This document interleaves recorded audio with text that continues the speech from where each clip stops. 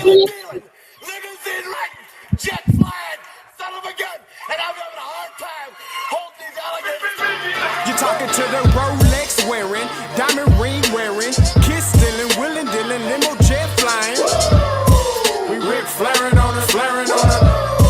We Rick flaring on us. You talking to the Rolex wearing, diamond ring wearing, kiss stealing, willing dealing, limo jet flying.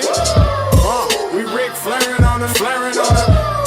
We Rick flaring on them, flaring on them. It's apparent these girls staring. I'm Rick flaring, gold across my chest. I'm fresh to death, I'm Paul Bearing. Not at all scary. When I open like Betty Wops and find to these circles that's going in like a carry shot. Woo! I'm going in like a Mary Pop off that Mary Crop at the top flow at the Marriott. So questioning me is like questioning you. See, we the best dressed, so come and get blessed with the crew. Not one but two, different ways to slaughter your crew.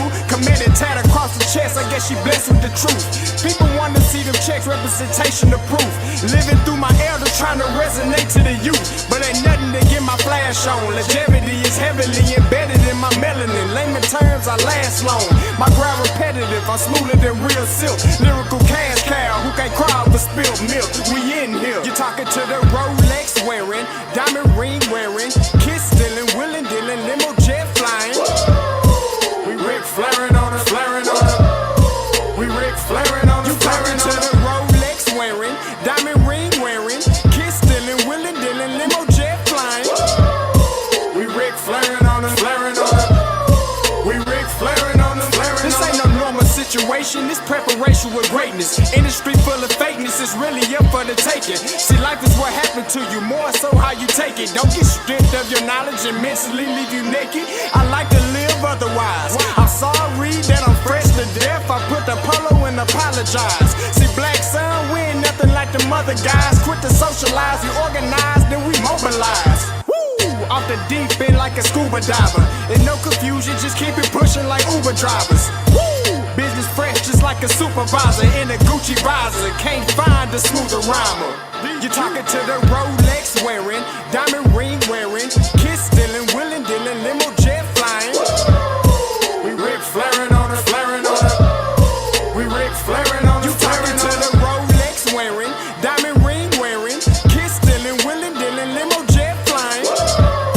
We Rick flaring on us, flaring on us. We Rick flaring on us, flaring on us. Yeah, DQ baby. Shout out that boy Nigga for that fire track. Hey, Black Sun, sun up. What's up, Vinny Vegas? What in Vegas? Yeah. Shout out Pharaoh's Kids, D-Phase, yeah,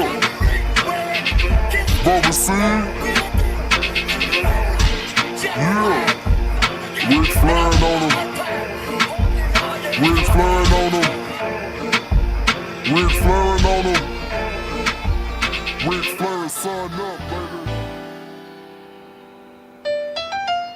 Hey yo, Scotty, we back. Yo, Appreciate you for kid, reaching you a out. star. I'm like, hey, it's outspoken. A lot changed. Granted, the concept we still hosting. Giving you the fix you need when on the screen. The veteran, Captain Petty, giving you medicine. Come tap in. You know Scott gon' do what he do. Might not want to hear it, but here go the hard truth. Perry about the numbers, regret if you're not fact-based. When you run your lane, the numbers seem like a statue. Wait. Hey, Scotty, man, I'm not feeling it. I don't think the people feeling it. Let me get in my bag a little bit, just showing what this outspoken really about to be like. Outspoken, this is more than conjecture. These days they laying people off, so glad that we got our own. Hunger insatiable, made for you if you say you objective. Hard truth offering, no offense, just perspective. Come get your dosage and go with me. We spit it like poetry. The pivot was pivotal, could rhyme here, but I'd rather not. Some say Scotty, some call him Scott, the best one since Stewart. If you know, then you know, but if you don't, then you're lost. Let me be frank for a minute, cause we all know that's how Perry be. Break it down the game for what it was, no apologies. This my hypothesis, you tune in, you like watching it. It's common sense, obvious, competent, rugged, and confident. Hey, we outspoken. We outspoken. We outspoken. This is outspoken, and we gon' put on a show, even if we hear you say I can't. Outspoken. Hey, backpack. I think we got another one. They ain't think we can do it, but we still here. Season 3. It's Outspoken. What is going on, everybody? It's your boy Scotty. Yeah, listen, I appreciate all you guys for tuning in today. Listen, when the wife speaks, things happen. This is a members-only live chat for the SWAC Championship Week. You better get your shit and get gone.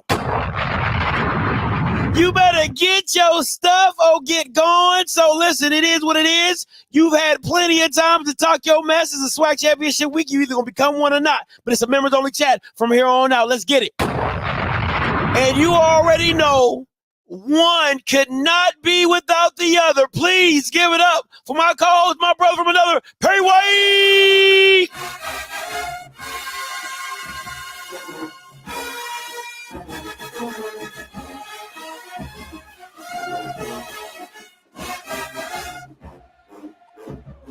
Hey, that's how I was feeling in that Superdome, baby. Hey, that's how I was feeling in the Superdome. Man, listen. We watching it. We was watching it. I was doing a watch party, you know, for all the big. I call it big mega HBCU Saturday. Everybody in the chat like, oh, there go Perry. Look at Perry, because you was filming the drum major. Yeah. It was like, oh, look at Perry. Oh, look at Perry. Look at Perry. I was like, whatever. Look at Perry. Yeah, that's what I'm talking about. Then I saw you at the end of the game. You was trying to get in the camera when they was interviewing. You was like, I was trying to hear what's going on. I was trying to put my ear to the street so I could come here with some information. All right. I feel you. You. Once again, you know, you came off a bye. You know what I'm saying? Came off a bye right into a win. Congratulations. On the 50th. I take it you wasn't one of the ones saying, look at Perry. Oh, no, I was happy for you. You know, I was happy for you, man. You know, hey. Hey, that jacket you had on was pretty fly, though. What was it like? It was like a jukebox. It was like a JM or a JB on that jugger. Yeah. That jacket was fire. That jacket was pretty clean. That's just part of the work that I do. Jukebox media, baby. You know. Yeah, that jacket was fire. Yeah.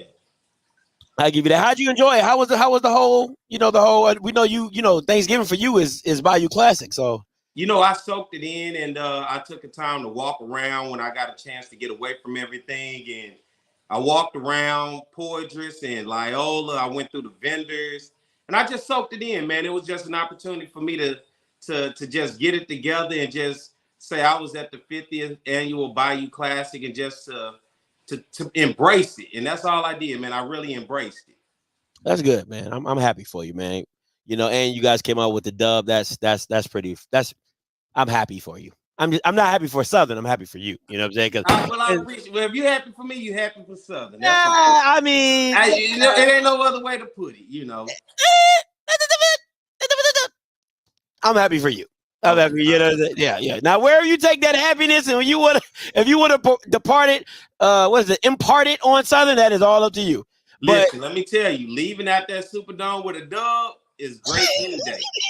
I've left out that Superdome stressed out before. And let me tell you, it felt good not to be stressing on Saturday, but it was almost there, Scotty. My stress level was rising. It was almost there. How was the Fantasia? Because the energy was electric through the TV. How was it in the dome? Well, I think you saw the electricity for having a huge name like Fantasia and to have the people to be able to enjoy the halftime, man. That's what you're looking for, things that get you there. NBC shared the Fantasia halftime performance, and it's over 2 million. Last I looked, it was at 2.4 million views. So I think it did its part when you talk about marketing, not only for the Bayou Classic, but marketing as well as for the institution, man. It did its job, and that's what it was all about, to have a name, to celebrate the 50th annual Bayou Classic, and to be able to give the people something to cheer about. And I think the people truly enjoyed it. No, I will give you this. NBC's production was A1. I ain't even gonna hold you. NBC's production was absolutely A1. I love the graphics. I love the commentators and everything for it. So I enjoyed the stream as well. So shout out to them. Clearly, Merry Christmas to everybody. You see my Christmas tree up? It's flashing and glowing and doing everything the tree's supposed to do. What you looking? You got your tree up yet? No. Listen, man. I feel people don't respect Thanksgiving enough. So I'm still eating leftovers. You know, Key was like, she told me, she's like, listen, until your day, the day after is Christmas music here on out. I feel like people would just be disrespecting Thanksgiving. You know what I'm saying? Thanksgiving, you know, it's cool. You know, you going to the Bayou classes, but it's over. We on to the next holiday, Scotty. Don't be the Grinch, baby. We on to the next holiday. That's my favorite guy. And you got that green on and all that stuff too. You know. Yeah, I feel you. That's cool. Well, let's get into today's show, man. Listen, like I told you guys, if you're wondering, like, yo, why can't I chat? This is a members only chat today. Big time matchup, SWAC championship week. The wife said, listen, we can't keep doing everything for free out here in these streets. All right, my members got to get some love. So this is a members only chat. If you with it, you with it. If you're not, hey, listen, you just gonna be watching it like ESPN. All right. So listen, it is what it is. But first, we got to get to a little hot and viral. And you know, usually I would do a hot and viral to where I'm asking Perry's opinion on something. But for me, I have to set the record straight. Now this is about you right here. Yeah, I gotta set the record straight. And you're probably gonna be a part of it. I know I probably didn't spell deceit right, but it is what it is. You know, I was rushing, so I'm always right. It is what it is. But you get the point, right? I get the point. But you get the point. I've never met a fan base. I feel like one of those soliloquies. Put the camera on. Put the camera on, right? I've never met a fan base that won't just admit to being wrong. That irks my spirit to the 10th degree that Bamas will rather move and change narratives and say what they didn't say, what they said and how they said it, but it didn't mean what they said because now it's all no. And what I decided to do, I said, you know what? I got time. I'm going to clip. That's what I'm going to do. I'm going to take my time out and clip the lies and the deceit and the fake news that was put out by the mass media or the mass meeting, whatever you want to call it, right? So here is my video to you all of the lies, the deceit, and the fake news. Please avert your eyes. Then we got Texas Southern, and we got Alcorn. That Alcorn game is gonna be insane. Maybe. It will be. Maybe. I mean, they don't win before games, so it might not be.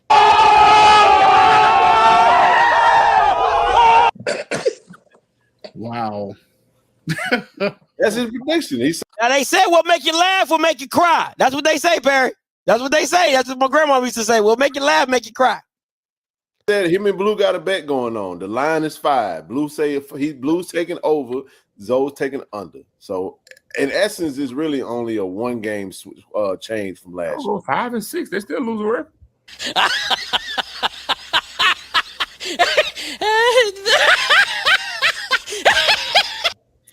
What they saying about us right now? What they saying out there? What they saying? How many games? I saw it's a whole spectrum. But I mean, let you know, the spectrum stays under 7. Spectrum stays under 7. Surprise, motherfucker. What's that? What was that, like 7 and 4? Huh? Texas State, fam. Okay. Texas Southern and Alcorn. That's 7 and 4. I can't count.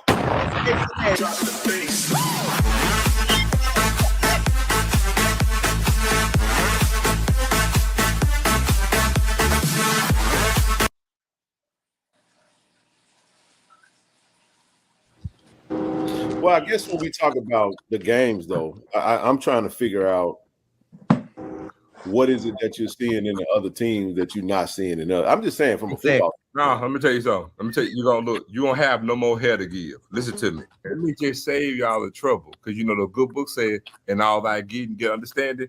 You ain't got to understand that because they can't even give you no rationale for why they say that. That's what they want to see us do. You're not gonna get you can't get no understanding. I ain't gotta understand why you think we're gonna win 4 games. We're just gonna bust your head to the white meat when we do it.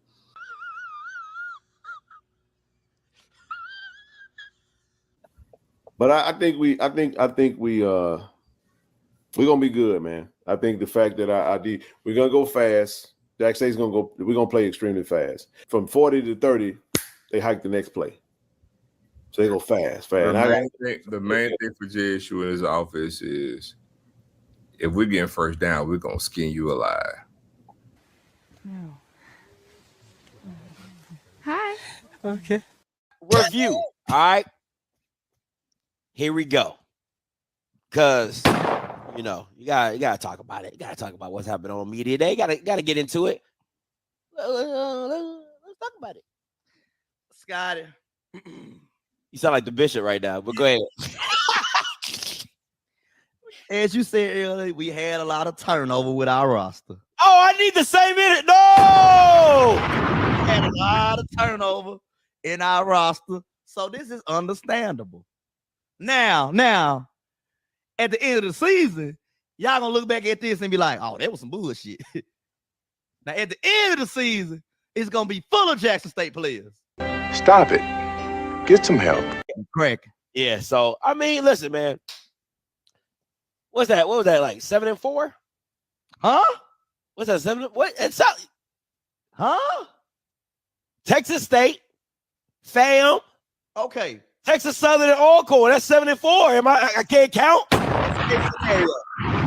Best case scenario, 12-1. Shit, come on, bro. Worst case scenario. See, this is now. I want people to understand what was. See, this is what I'm talking about.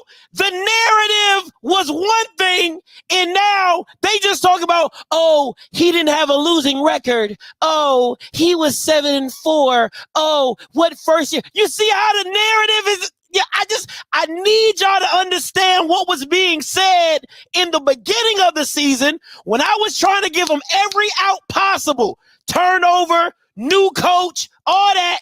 They didn't want to listen to me. Everybody, I just want y'all to hear what was being said. Worst case scenario, 11-2. Yeah. Okay. Let's do this again. Let's rewind this. Let's really let's reverse this. All right. Realistically, I'm Perry. You see me trying to give them out. You see, Perry. You see me trying to give him an out. Realistically, Mike. Come on, man. Like let's put the games aside. You know what I'm saying? Come on now. 12. So Scott, realistically, we cannot go 12-1. Nah, I can't see it. What? I can't see it. I can't. With FAM, Southern, and Texas State, I can't see He that. got mind control over FAMU. I can't, bro. First He of all, got mind control over FAMU, bro. It don't matter who FAMU get on their team. They still little brother to JSU.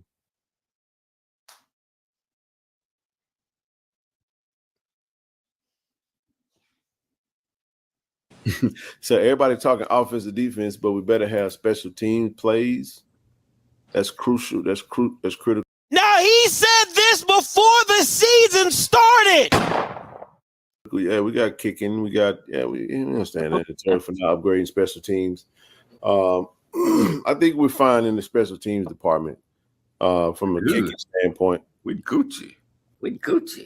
Yeah, I think we pretty. Played a good game, bro. First half, hey, they absolutely dominated us, man. In every aspect of the game.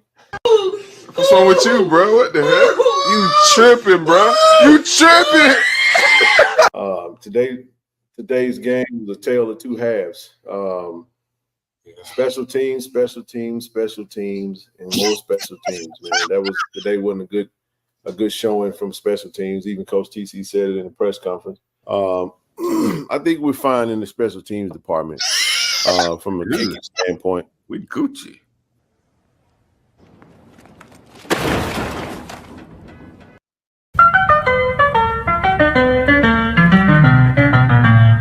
Motherfucker.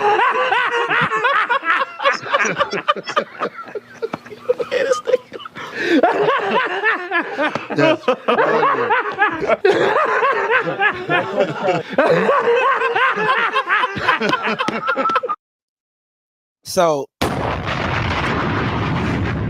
Perry,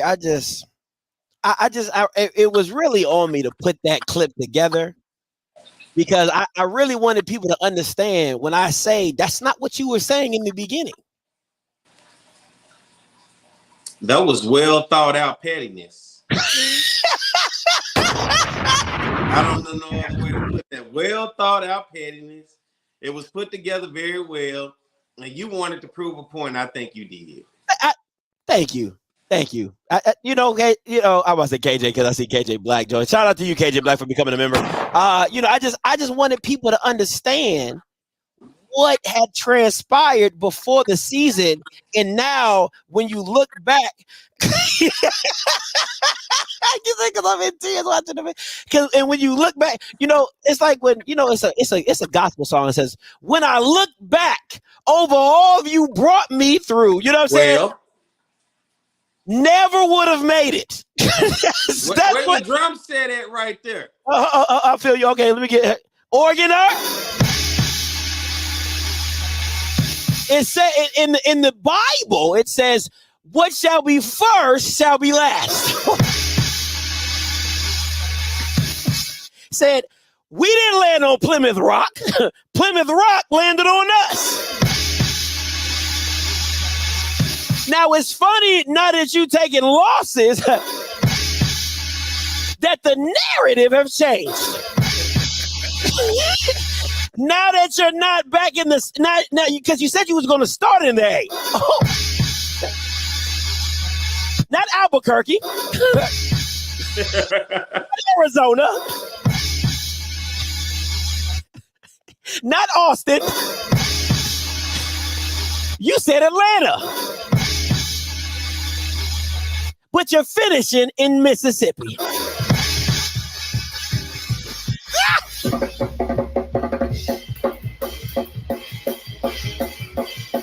I'm done. I'm done. You know what the A meant? The A meant the season was gonna start in Atlanta. It was gonna end with all corn. That's what the A meant. It's gonna start in Atlanta and end with all corn. Facts. Double ball. I just listen, man. It just hurt it really hurt my spirit that people wouldn't he said it, finish it all good. And that people really wouldn't understand what had been transpired over these past 4 or 5 months. You know what I'm saying? So I don't know. You're gloating right now. Did you know that you're gloating? 7 I don't know what perked my spirit to say 7-4, but I knew they were not going to go undefeated in the SWAC. I did know that. Okay, I knew that they weren't going to go undefeated in the SWAC. I knew that much, but it is what it is, man. But I just had to do that hot and viral. Like I said, I didn't spell deceit right, but you get what I'm saying. I'm glad you got that up off your chest. I did. I just really had to do that for real. I really had that. All right, let's get to the recaps. You got any last things before we move on, Perry? Okay. I'll let you. That was your moment. I'm just here. Thank you, my good man. Thank you. I appreciate you for bearing with me on that one. Oh, you gloating. No, just a little something. Accountability is what we like to call it. That's how you doing. You're holding accountable. You're doing an evaluation. Yeah. You know what I'm saying? You got people out here talking about, we snapping the ball. We gonna be fast. Oh boy, we gonna be so fast. 40 to 30 seconds, and we hiking the ball. Did you see that? I know. The one that got me was we got mind control over FAMU. That's the one that got me. So how long did that mind control last? Did Dion? Was it with Dion? Did it leave with Dion? Or I'm just confused. I'm just trying to get an understanding. Sometimes I'm a little slow, so that's why I just ask people questions just so I can get an understanding. Because I'm not the sharpest tool in the shed. I'm not the most colorful crayon, but hey, to each his own. They about to mind control their ass to a SWAC championship. Anyway, let's continue on. Game of the week recap, man. This one hurt my spirit. Boy, this one hurt my spirit.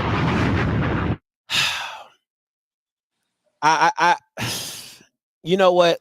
When situations like this occur, man, it makes me seem like, why did I not pick the white school? Because I knew, like, in my heart of hearts, I will say this, watching the game, there was no talent gap. I will say it wasn't like, Richmond was just so much better than NCCU.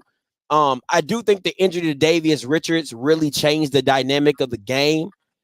But at the end of the day, I mean, it just man, I don't know. I just don't know what it is about playing them white boys, man. I just don't know what it is, bro. I really just don't know what it is. What you got, P?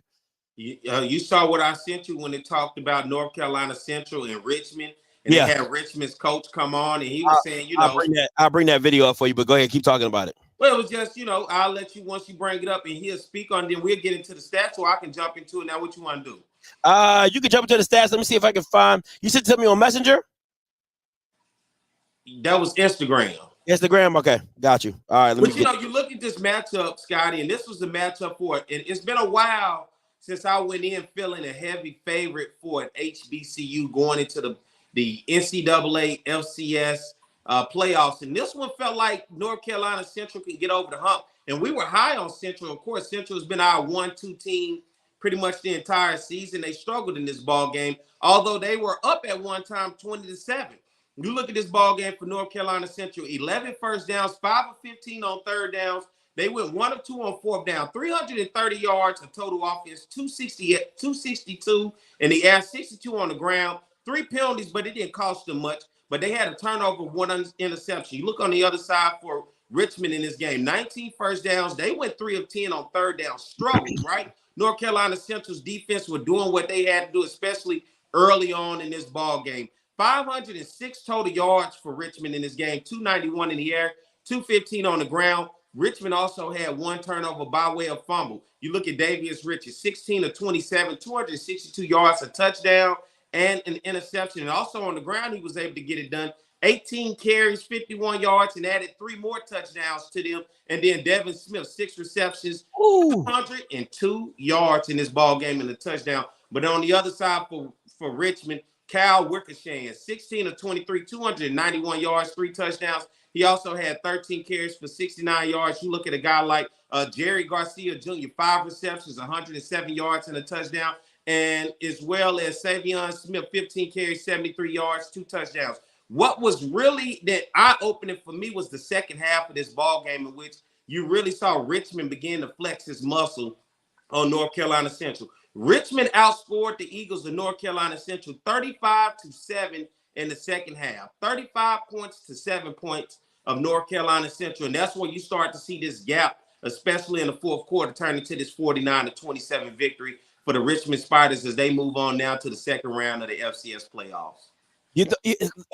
I'm gonna play the clip that Perry sent me, and then I'm gonna get to my comments on the situation. But here's the comments by Coach.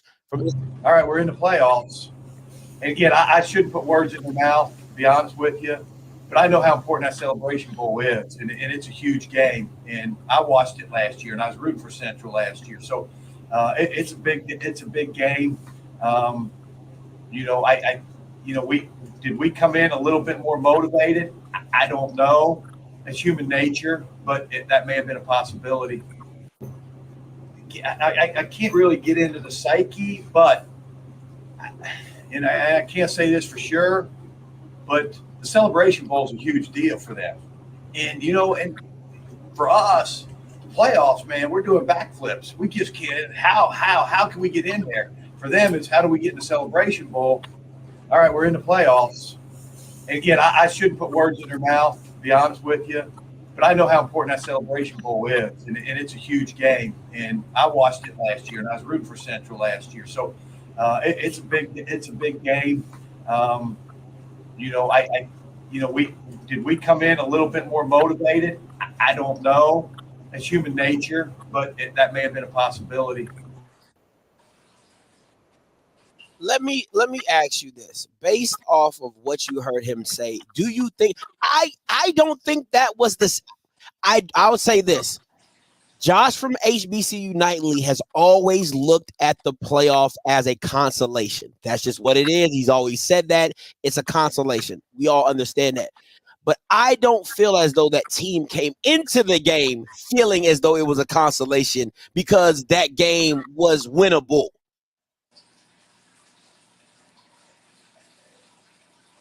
What do you say?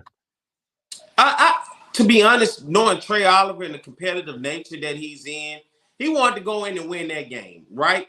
But at the end of the season, when you started, it is just like what you talked about the Jackson State people. Start in the A, end in the A. Although North Carolina Central did not start in the A, they definitely wanted to finish in Atlanta to get the publicity and the marketing aspect of what the Celebration Bowl brings to them. You saw last year in the post-game comments in which you saw Coach Trey Oliver for North Carolina Central talk about his team and what they were able to do to develop players, to put them in a position to win against a Jackson State team that was led by Deion Sanders and a high recruiting class that they had. You had to think that there was nothing more for them to want to go back and defend their title as HBCU national football champions and to play in that huge market in Atlanta, and as well as with the national spotlight of ABC, ESPN, and the Celebration Bowl, because it did wonders for them when you talk about the households. The households weren't there for a North Carolina Central versus Richmond. That was just completely different. But nonetheless, I think Trey Oliver and his team went in there wanting to win this game, but unfortunately, the adjustments were made for Richmond, and Richmond ultimately pulled it out. And Richmond's priorities clearly from their head coach and pretty much everybody else in the FCS playoffs not named in HBCU, you see where their head is. They're just happy to be here. They already understand what the championship game and the semifinals and how hard it is to get there. They're just happy to even get the playoffs to extend their season. And now you get a chance to hear from a coach talking about the FCS playoffs and the difference with the Celebration Bowl and what matters most for a team. Because trust me, although Richmond got into the FCS playoffs, they know it's not going to last long for them. They know the FCS national championship is far-fetched for them to try to get to. And they understood how big the moment was for North Carolina Central had they got into the Celebration Bowl. And he realized now that they're in the playoffs, what is that world like? Because we're happy to be here. We'll stand up just to live to fight another day. What was really North Carolina Central's priorities when it came to competing in the playoffs? And not only North Carolina Central, but HBCUs as a whole, they get an opportunity to possibly get to play for a Celebration Bowl in the HBCU Black College National Championship. Yeah, it's funny. Blue says it in the college football playoffs. He's like, when high-ranking teams don't get into the college football playoffs, you can 9 times out of 10 bet against them in a regular bowl game because they just don't get up for that game because their aspirations were for a college football playoff game. My thing is this: if you really watched the game and don't break the box score down, there's 3 plays that changed this game: the punt return, the interception that became a touchdown. Jesus Christ! Like I was like, are you? It just felt like what could have gone wrong did go wrong, and the score, the Richmond score before half, right when Davies goes down, the white boy comes in. They stop them and they score, and I think they bring it down to about 14-17. I think it was the score, maybe, if I'm not mistaken. It was either like 10-17 or 14. Them closing that gap at half was huge because then Davis Richards comes back in the third and they get the 3 and out, and then it becomes a runaway for Richmond in the third and fourth quarter. But momentum swing, Scotty. Man, and they are huge in games, and I've seen it firsthand in many games where when a team gets momentum, especially being at home, North Carolina Central having to go on the road, and let's just be honest, Richmond is no slouch. Richmond is the same team that knocked North Carolina A&T and Tyreek Cohen out back some years ago when they missed their opportunity at the Celebration Bowl, and North Carolina Central went to play Grambling State some years back. So those momentum swings on the road for a home team really matters, and for a visiting team, you can find yourself on the outside looking in quick, fast, and in a hurry. Yeah, and the game, I don't know what it is, Pete. It just feels like it's always something when it comes to the playoffs. It's either they put you in the wrong bracket or they put you in the wrong situation, or in this situation, your best player gets nicked in the game and he's not what he was. He's not what he usually is, and that changes the game as well. But it's football, but it's just like it's always something. And then that punt return was about as 3 people. I'm just like, how does he split 3? Man, it just. In the interception that became a touchdown, the Bama threw that Bama. I mean, he caught it. It just like, it just kept up. It takes the arrow to your team, and then your team looks around at each other like, what now? The accountability factor. You should have did this. I should have did that. And you just saw North Carolina Central ultimately fall apart in the second half, a game in which at one time they were up 20-7 in this ball game, and then allowed to be outscored 35-7 in the second half. You just saw the will to win just get slowly but surely pulled out of them. And I hate it for them because this was a game I thought it's been a long time that in which I thought an HBCU going into the FCS playoffs legit had an opportunity. You gotta feel that way when you look at the success that North Carolina Central has had this season against the very conference that Richmond come from. Yeah. And there are teams, and when you look at Morgan State from right there out of the MEAC, that was able to get a victory over a team like Richmond earlier this season. Absolutely. So yeah, it was hard. And then to me, you know, Blue made a very good point. He said both the next round was winnable as well. So now you could have seen an HBCU in the quarterfinals, and it's never happened before. You know what I'm saying? You know, it happened with FAMU and all that stuff in Jackson State. But what I'm saying is just like in this century, you know what I'm saying, in this decade, having an HBCU in that position. And to me,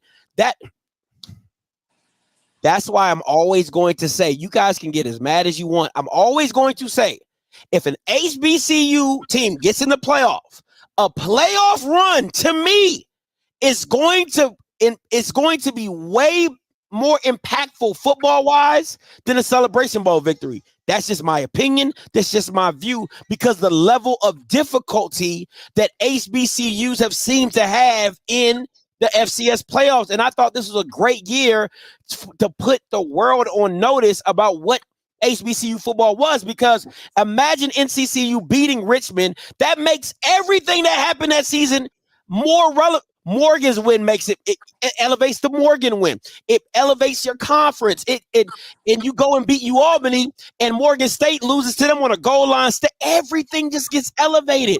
So the perception of your football now rises, because they're like, man, that NCU and Morgan and Howard, all those games are now amplified because of how you view NCCU and their playoff run. That's just my personal opinion. And although you've seen North Carolina Central have success against the CAA, and you saw some teams from the MEAC, it kind of put in perspective of, although two teams that left the MEAC to go to the CAA has not found success, it kind of puts perspective on why they decided to go to a tough conference when you look at the CAA, when I speak in terms of NCAT, North Carolina A&T, and Hampton.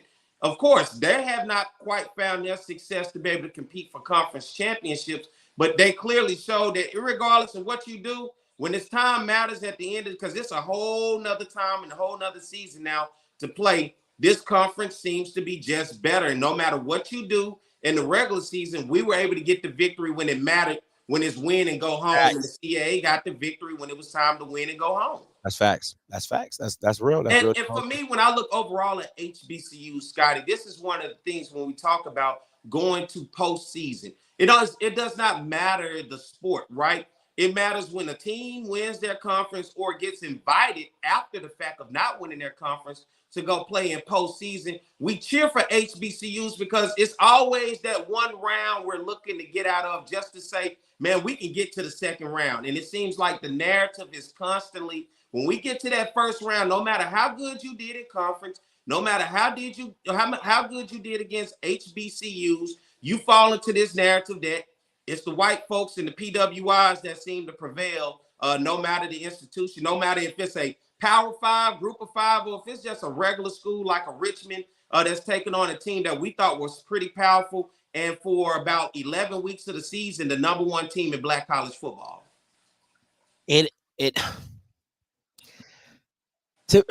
Okay, I'm sorry. I'm okay.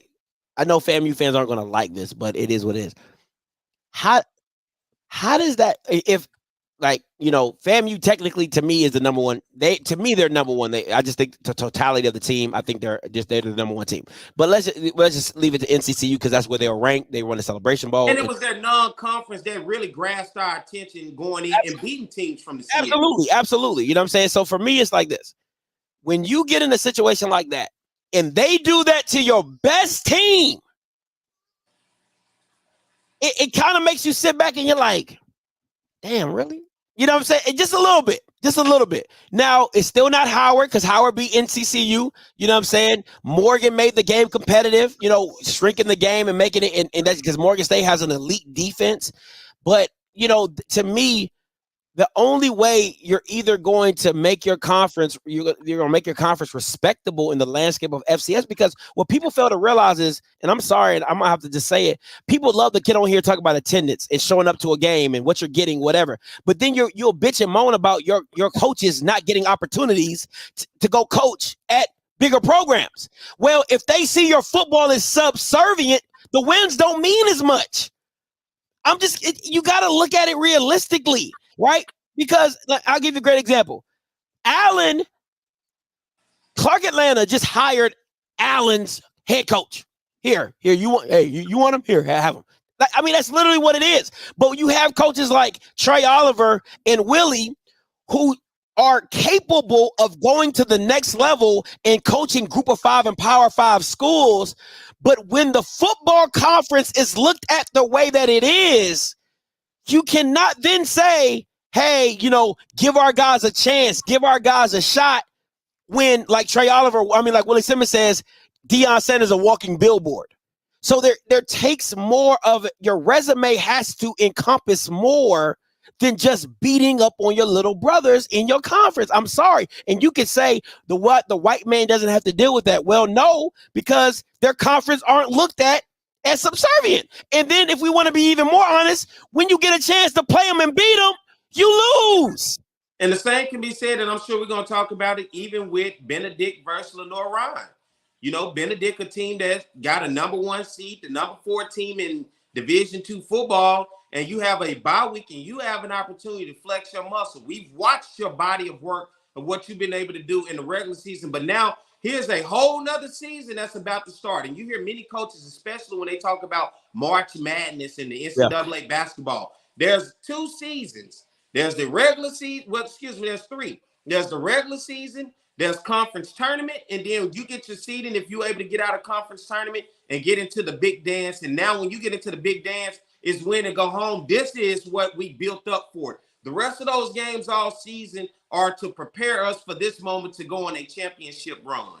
And when you get an opportunity to go on a championship run and you look well and you look good all season, you got me believing in many others, and then you get in a situation where it clearly looks like you're the better team because of what you did in the regular season, and then you come out and have a performance like this, it takes away the respect that we ultimately want when we talk about football programs, when we talk about athletic programs. And people can say all that they want. You know, we don't care about what they think. We're HBCUs. We stick together. But trust me, it feels better about your program when you're able to go in and you know when the competition matters now and this thing that's competing for a championship, and you're able to go in and sneak you out of victory. I'm not saying you got enough to win the whole thing, but when you get in there and you prove, hey, we belong here, that matters, and it opens up the conversation to everybody else within the conference that, hey, they playing some ball regardless of the sport within that conference because they were able to go in and get a victory and push themselves on to compete for something. Absolutely. And I hope you have the stats for that one, because I didn't know if you wanted to talk about the Benedict and Lenoir-Rhyne game, because we don't use I do.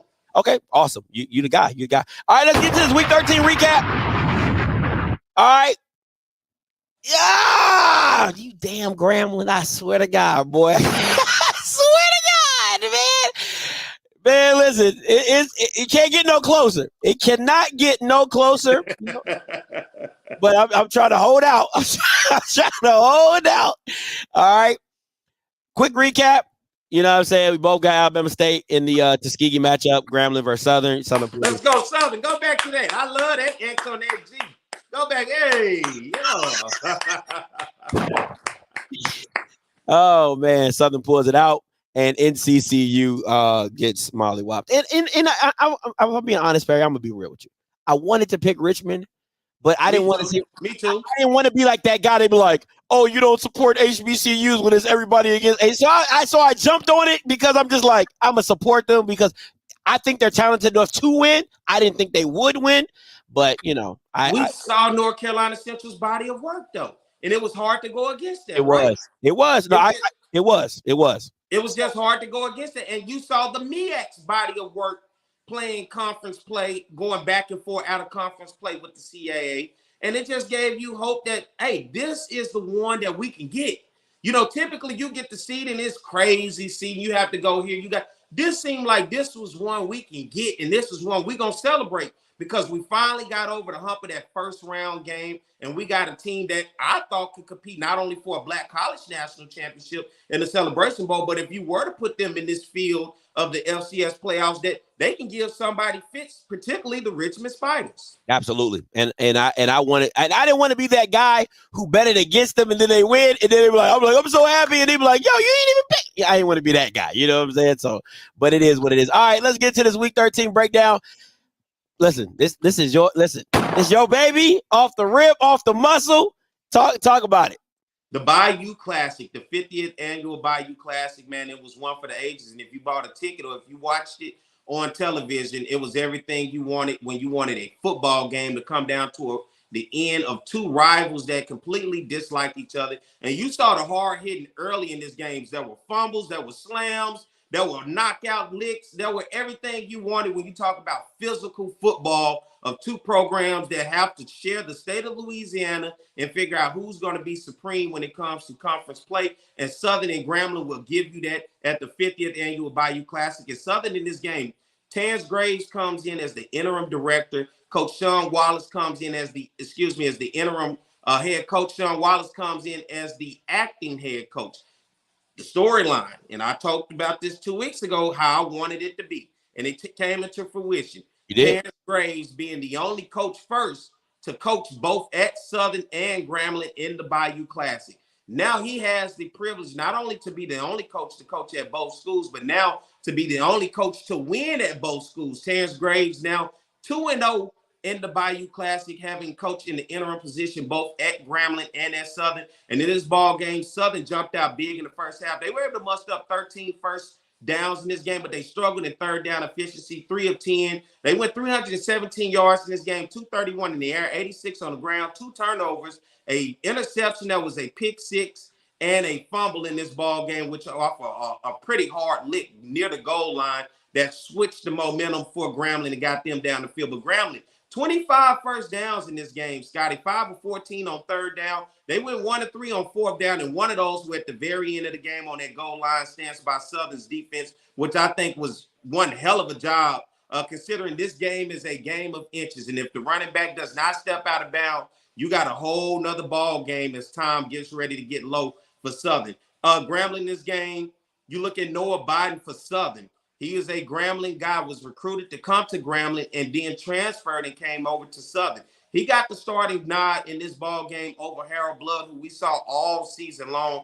And Noah Biden was the guy, 13 of 26, 231 yards passing this game, 1 touchdown, 1 interception. And that 1 interception was costly because it was a pick six on the other way. But he was able to keep his head and stay in the game. You look at Kendrick Grimes with a big run in this game. He had 18 carries, 103 yards, 2 touchdowns. August Petrie III, 4 receptions, 118 yards. And Demetrius Marcel, he blocked a field goal and returned it for a touchdown. We was talking about, you heard Jackson State talking about special teams. Southern special teams stepped up big in this game. And on the other side for Grambling, your boy Miles Crowley, 19 of 30, 183 yards, 1 interception in this game. He also ran in for a touchdown. Floyd Chalk in this game, 22 carries, 172 yards, a touchdown. And then Andrew Jones, the guy that I talked about with the pick six, he was able to get it done. Southern now leads the all-time series in the Bayou Classic now 26 to 24, and Southern is now 5-1 in the last 6 matchups against Grambling State. Dog, let me say this. Let me. Oh Jesus. Okay. The Bayou Classic for the last 3 years has kind of been the same game. In a seesaw.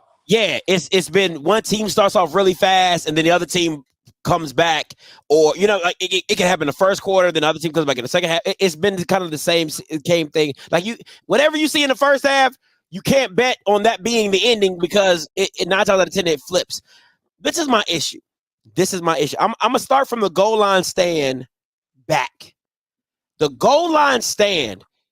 If that's not the biggest indictment on Hugh Jackson, I don't know what is. You're on the 1 yard line. and you took 4 plays from shotgun. Somebody got to make this make sense to me. You're on the 1 and you don't go I formation. You don't put a fullback in front of chalk. You don't do anything to make it easy for this man to get into the end zone. That boggles my mind. And then you do an RPO with Miles, right? And if anybody remembers the play, because I went back and watched this game because I wanted to make sure I was not wrong. If you watch the first play when Miles does the RPO, it's actually an unbalanced line. It's actually unbalanced. There's an extra tight end on the side. So when he pulls it, the guy blocks that. It's actually a pass play, right? So the guy, if Miles wanted to throw it to the tight end, he could because the tight end was in the flat and it was an unbalanced line. So the DN smashes down and Miles walks right in. Well, if you look at the play before, it wasn't unbalanced. And then the DN said, I'm not about to get got again. And then on the final play, I love Linden. Don't get me wrong. Linden's my guy. I think Linden Rash is a beast. First of all, it was a bad pass by Miles. That's number one. He's not 6'4". He's 6 foot. So it has to be like a back shoulder, has to be something where he can separate really quickly and just pull it out the air because he has great hands, right? No matter, 9 times out of 10, I'll take Linden Rash in that route. Not the throw. I didn't like the throw. But one-on-one with Linden Rash, I'll take that 9 times out of 10. Dimitri got the one. So giving him props for, shout out, he from Maryland, shout out, DMV. So there. Going back, Perry, can you agree with me? This is the second Bayou Classic that Chalk has been, that he should have been an MVP. He's been the guy. He's been the guy for both Bayou Classic. Listen, I know you love Ladarius. He was probably going to be the only guy that probably matches Ladarius Skelton in MVPs for the Bayou Classic. I think Ladarius got 4, right? He's the only player to ever have 4. But Floyd should have 2 in his back pocket. He should have 2 in his back pocket. Like, yo, I'm that guy. And I don't get it. Can I say something, Scotty? Go ahead. As much as your frustration, now let's turn it and look at the Southern fans. For the second consecutive season, you watched your coach, Eric Dooley, say all season that I'm rolling with this quarterback because when you look at the bench, because you're not at practice, we don't have another guy that can come in and take a team and wheel them to victory. We saw this last year when he talked about Bashawn McCray's struggles through the season, and everybody said, why not put in Glendon Bubba McDaniel, right? Yeah. We've seen his body of work. He started games before in the conference. He has the SWAC hours more than Bashawn McCray, and he seems to be efficient when you finally get the ball and give a chance to get it in his hand. And he showed it the game before Bayou Classic against Mississippi Valley, in which Bashawn McCray got hurt in the game before against Florida A&M. Bashawn McCray ultimately comes back in the Bayou Classic, stinks up the place, and still wins MVP, right? Then he comes back and starts in the SWAC championship. You see Bashawn McCray go out there, calls the turnover, went to score. Then he puts in Harold Blood. He calls the turnover, turns into a score. He puts Bashawn McCray back in the game. A turnover turns into a score. And Southern finds themselves down 26-0. Then he finally was like, all right, we already getting our ass whooped. Here you go. Go ahead, Bubba. And Bubba comes in and almost runs for 200 yards and almost passes for 300 yards and had Jackson State fans asking me, where's this dude been at all season for you guys? Yeah. And you listen to Eric Dooley say the entire time that, hey, all season long, Bashawn McCray is the best quarterback. Nobody else is coming close. And he got into that press conference post-game last year. And they said, by the game that Glendon Bubba McDaniel had, would you change anything knowing that he was going to come out explosive? And he says, absolutely not. Absolutely not. We come into the 2023 season to build this up for everybody. And you have that same narrative instead of Bashawn McCray is now your senior, your 5th-year guy in Harold Blood, who now has the reins. And, of course, now you see Harold Blood being put into position to say, this is your team. You've been around here long enough. But you saw the ups and downs and inconsistency in Harold Blood and Southern's offense throughout the season. And all throughout the season, you continue to hear, once again, Coach Eric Dooley say, Harold Blood is the guy. If you look at the body of work and practice, nobody is coming close to him. And you saw Noah Biden here and there, but it wasn't enough to seem like to get some air under his wings for him to kind of get comfortable.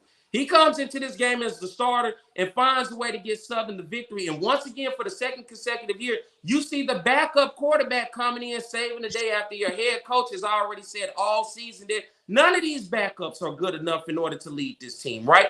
Yeah. That was what was frustrating to Southern fans, looking at, do you know how to evaluate the talent on this team? And will you give these guys an opportunity to put themselves in a position to be the playmaker? And you saw it once again in the last game of the season for the second consecutive year. I'm gonna have to push back on you just a tad, and the reason I will is because of this. Gramblin's defense is just bad. Like I can't give Harold because he threw a pick six. I mean, Noah Biden did throw a pick six, and Noah Biden's problems, which has always been Noah's problems, is when he misses high. He has an accuracy issue because of his arm strength, right? So I didn't see he made some. Let me just say this: he made some throws. But I've seen Harold Blood make those same throws, the deep post route. I mean, the deep corner route to August Petrie. I've seen Harold Blood make those throws. So it's nothing that, honestly, that I saw from Noah that I have not seen from Harold. I do believe that Gramblin's run defense is just that bad, which allowed you guys to be more balanced than you ever been before. And that was the thing about Noah that you didn't get from Harold Blood all season. Noah was able to use his legs. Harold Blood had not used his legs, and that was the deciding factor when you have to wait on those routes down the field. It opened up running. You send everybody vertical, and either you got a quarterback spot or not. You have running lanes for a quarterback when plays seem like they're breaking down in the pocket and it's collapsing on you for you. And you make one move, you got opportunities to pick up 5, 6, 4, whatever yards you need to extend plays, more so, as we call it in the officiating world, getting caught behind the sticks. And you saw Southern behind the sticks many times. And if it wasn't just from the quarterback holding on to the ball too long and not looking at those wide open lanes to run, because let's be honest, when you looked at Harold Blood, he always ran into the tackle.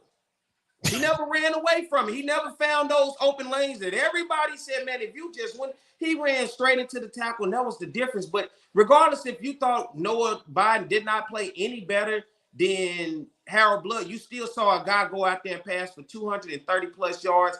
And it was just a difference in the game that had we just wanted to see this at some point in the season, that could there be somebody that could be a difference? Was it a world of a difference? No, it was not. But you just couldn't tell me all season Noah Biden was that bad to where he couldn't even get in and get snaps when we were struggling heavily with Harold Blood.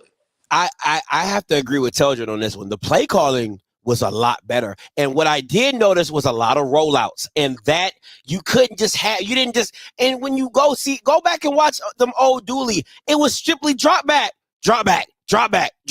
But this one, you saw some creative ways in the wide receivers. You saw some rollouts, you know what I'm saying? You saw some isolation routes, hey, this is the guy we're trying to get the ball to, and they setting it up. So I do think the play calling was better. I don't know if that was Willie Tiden, but I do believe the play calling was better. And Willie Tiden was the offensive play caller this game. And the defense the defense has never been the problem for Southern. We all can understand that, and we'll get to that first team picks and all that type of stuff. But to me, one of the biggest plays of the game was Miles Crawley's interception in the red zone by Jordan Carter, who's from the DMV, by the way. Who made that? Some of the biggest plays came from the DMV. So shout out to my guys. But I mean, Southern, we clearly saw you who we fool with, don't we? Come on, man. Come on. So we show you we fool with, so don't treat us like strangers when we come into your home and your region and we say, Scotty, look, we fool with the DMV. That's fair. I give you that. I'm just glad it took the whole season for it now to reveal itself. Scotty, we fool with it. What you say, DMV, you're good with me. With me, come on. Are we good with you? I'm still a little shaky. But the Jordan Carter pick was an amazing play, but Miles Crawley can't make that. You literally stared it down. You came out the snap and you looked dead at it. Now maybe you went from your bottom, you went from it looked like a smash concept or a flat and curl, whatever how you want, a corner and a hitch, but you made it went from 1 to 2. And when you went back to 2, it was too late because you already stared it down. Now, if he would have worked through his progressions and saw that it was covered, he had a backside slant wide open. So it's those things with Miles. He has to tweak that. I don't know if you coming back or not. We'll talk about that. But, he's going to have to work on his progressions and how he's dissecting the information that he's getting and seeing the field. Because you can't throw that ball in that play because you take 3 points. You at least take 3 points off the field. Not saying that Southern wouldn't block another kick because you could have blocked another field goal. But it is what it is. And let me say this. I went back and watched the blocking of the field goal, right? That Southern got. I don't know how you Bamas are paying special team coaches. The rule in special teams is you always step down. You always block down. It is the number one. If you're on the right side, you block down left. If you're on the left side, you block down right, and you make that in guy come all the way around to block it. You never block out because you got pressure coming to your inside shoulder. It's like the special team coaches make the most money. I mean, they should make they make the easiest amount of money because they make the easiest amount of money because it's a really simple scheme, but they get embarrassed the quickest because it's always like the most like, it's always in your face. Special teams are always like, are you kidding me? Like, how do we let this happen? How do we not have a gunner? How do we not? It's all that dumb stuff, man. So, oh, geez. And something else, Scotty. You say Gramblin's defense is terrible. It is. I have to agree. It is. But for once, now all season, a defense really had to account for Southern's quarterback legs. Nobody all season respected Harold Blood's legs. Nobody. But then when you saw Noah Biden early on break some plays, it then forced Grambling to say, hold on, we got to respect this kid because if not, he will break us for a play. He can now add a dynamic to the game that clearly Harold Blood did not give Southern. And I think that was a difference where you had to respect a quarterback that now has the ability to use his legs more. So all season, there was no defense in conference that respected Harold Blood's running ability. Facts. I will definitely give you that. But great game, really great game. I'm listen. I don't think it was the Dawson Odom's goal line stand type of feel, but what I will tell you is Hugh Jackson, you can't be an NFL offensive coordinator and that's what you put on the field for 4 plays. That's what you show me. That was like basic high school offense. Because if we're being honest, you could have did a tush push. You could have put Miles Crawley is 6'5". Put that Bama under center. Give me a big tight end. Come behind him, no homo, and push his ass in the end zone. Simple. You could have done that 3 times. In my personal opinion, I would have taken that any day over the dumb stuff that I don't know why people want to get in the shotgun. I'm so sorry, man. That's going to piss me off every day. Anyway, let's continue on. All right.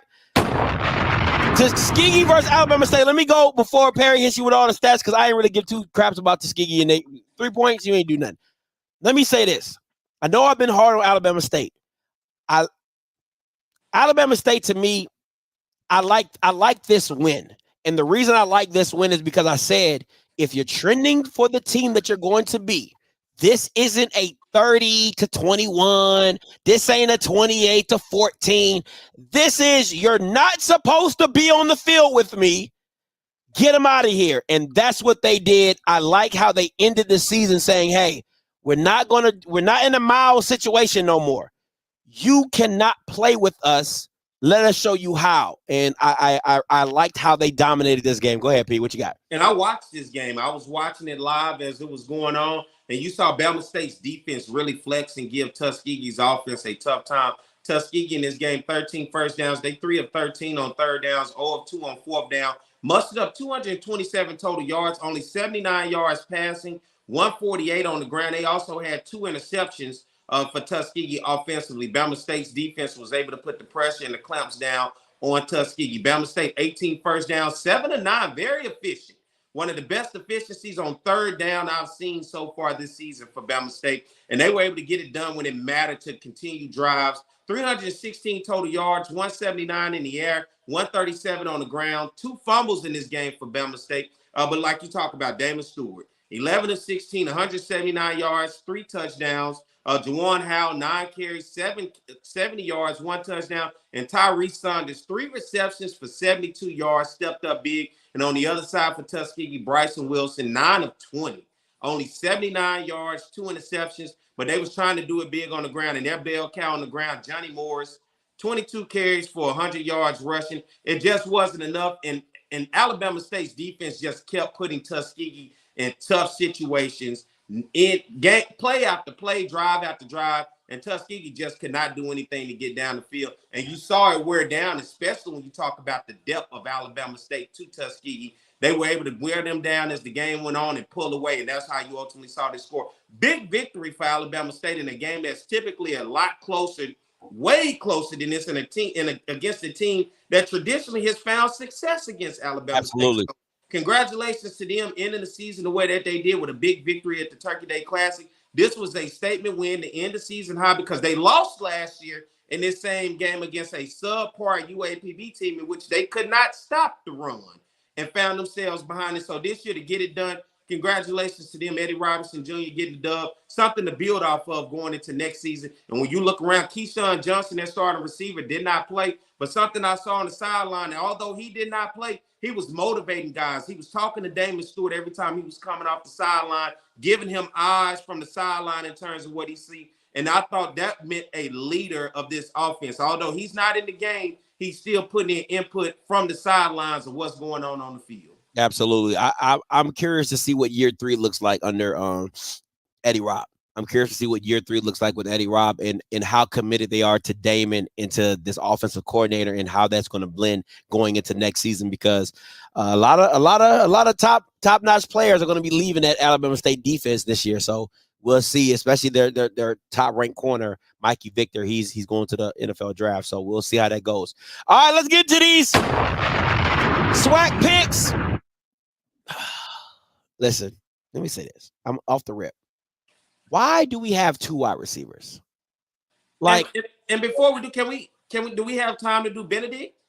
Oh yeah, I'm sorry. Yeah. Let's go. Let's do it. Bam. There you go. And I wanted to talk about this because this meant something, because of course Benedict's head coach Chennis Berry, former offensive coordinator at Southern University, he's been around the HBCU landscape, led his team for a second consecutive year to an undefeated regular season mark, right? Yeah. And had an opportunity to take his team into the Division II playoffs. Benedict, the number 4 ranked team in the nation, taking on Lenoir-Rhyne. And this was a ball game in which, once again, when we look at North Carolina Central versus Richmond, you look at Benedict versus Lenoir-Rhyne and you say, Benedict could possibly have a chance in this, considering the success that they had in finishing undefeated his second consecutive year in regular season play. And Lenoir-Rhyne found a way to get it done. 24 first downs in this game for them. They went 8 of 16 on third down, 0 of 3 on fourth down, but they put up 560 yards against this Benedict defense. And guess what? This was 2 of the nation's best defenses in Division II football. And Lenoir-Rhyne to be able to put up 560 yards, 310 in the air,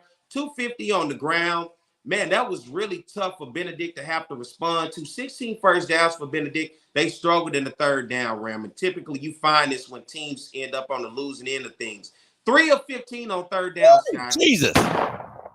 Jesus.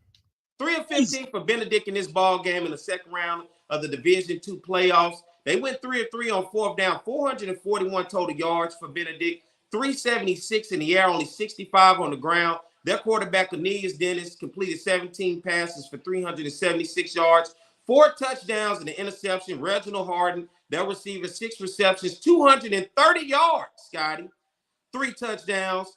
But ultimately, you look at Caden High, 6 receptions, 102 yards, and a touchdown. Like I said, 2 of the nation's best defense. Lenoir-Rhyne came in this game ranked 11th in the nation in Division II. Benedict came in ranked 4th in Division II football in the nation. They move on to the second round, Lenoir-Rhyne. Benedict was the #1 seed. They finished 11-1 for the second consecutive year in a row. Of course, with that loss last year in the Division II playoffs, and again this year, Lenoir-Rhyne now improves to 12-1, and they'll move on to the next round of the Division II playoffs to take on #14 Valdosta State. Let me say this. I watched this game from beginning to end. And if you're a member, if you're currently a member, the replay is in the members tab if you want to watch the game. It was what I thought it was going to be. Let me just say that. When you play, I keep trying to explain to people. It's a difference when you play in the SWAC and in the MEAC. What Chinnisberry does, it works.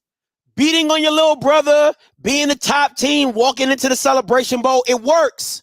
It absolutely works. So I don't see a problem if Southern and Grambling want to get that. Me personally, and being the football guy that I am, it's fool's gold. It's not enough. It's not enough because in Division II, winning your conference is just a small piece of the pie. You have to go to the playoffs. It's a natural transition to how they work in Division II. So you need to be building your team and your schedule in according to playing in the offseason, playing in the playoffs. So you need to be scheduling the Wingates, the Valdostas, the Delta States. You need to be scheduling these teams to see where you stack up at, because you cannot continue to say, I'm going undefeated in the SIAC. It doesn't mean anything when you get knocked out in the first round every single year. It just doesn't make sense to me. And then on the flip side of that is like the defense that we all had come to see for over the 11 games, it was non-existent. It was non-existent. 560 yards they gave up in that ball game. I don't understand it. I do not understand it. And I was on Twitter Spaces with D2 HBCU football. Shout out to him on Twitter.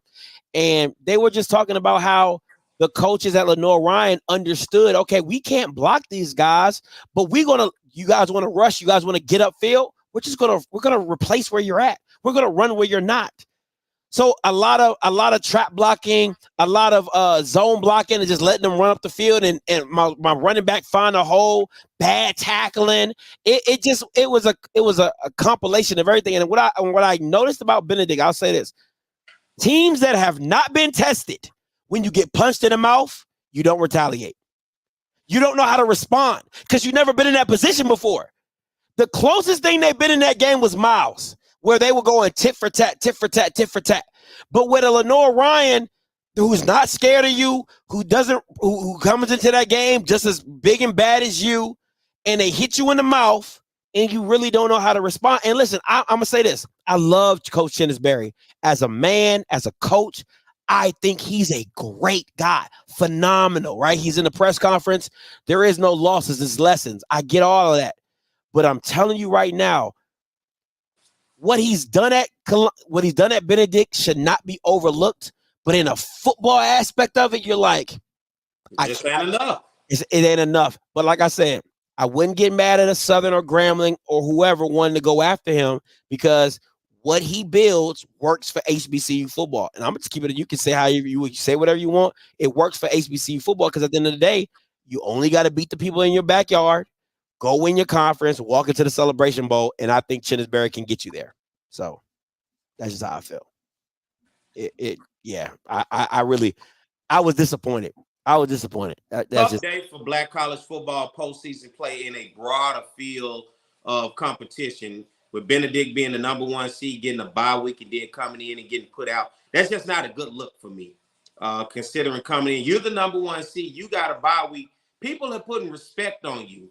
And then to go in like this for a consecutive year. And then the same thing with North Carolina Central. There was a lot of respect on North Carolina Central going into that game against Richmond. And then to go in and have that showing the way that they did and lose. Both teams, when you look at the broader field of competition, this is your opportunity to show we're better than just what you think HBCU football is and what it encompasses. We can play with anybody. And unfortunately for both of them, they both had winnable games.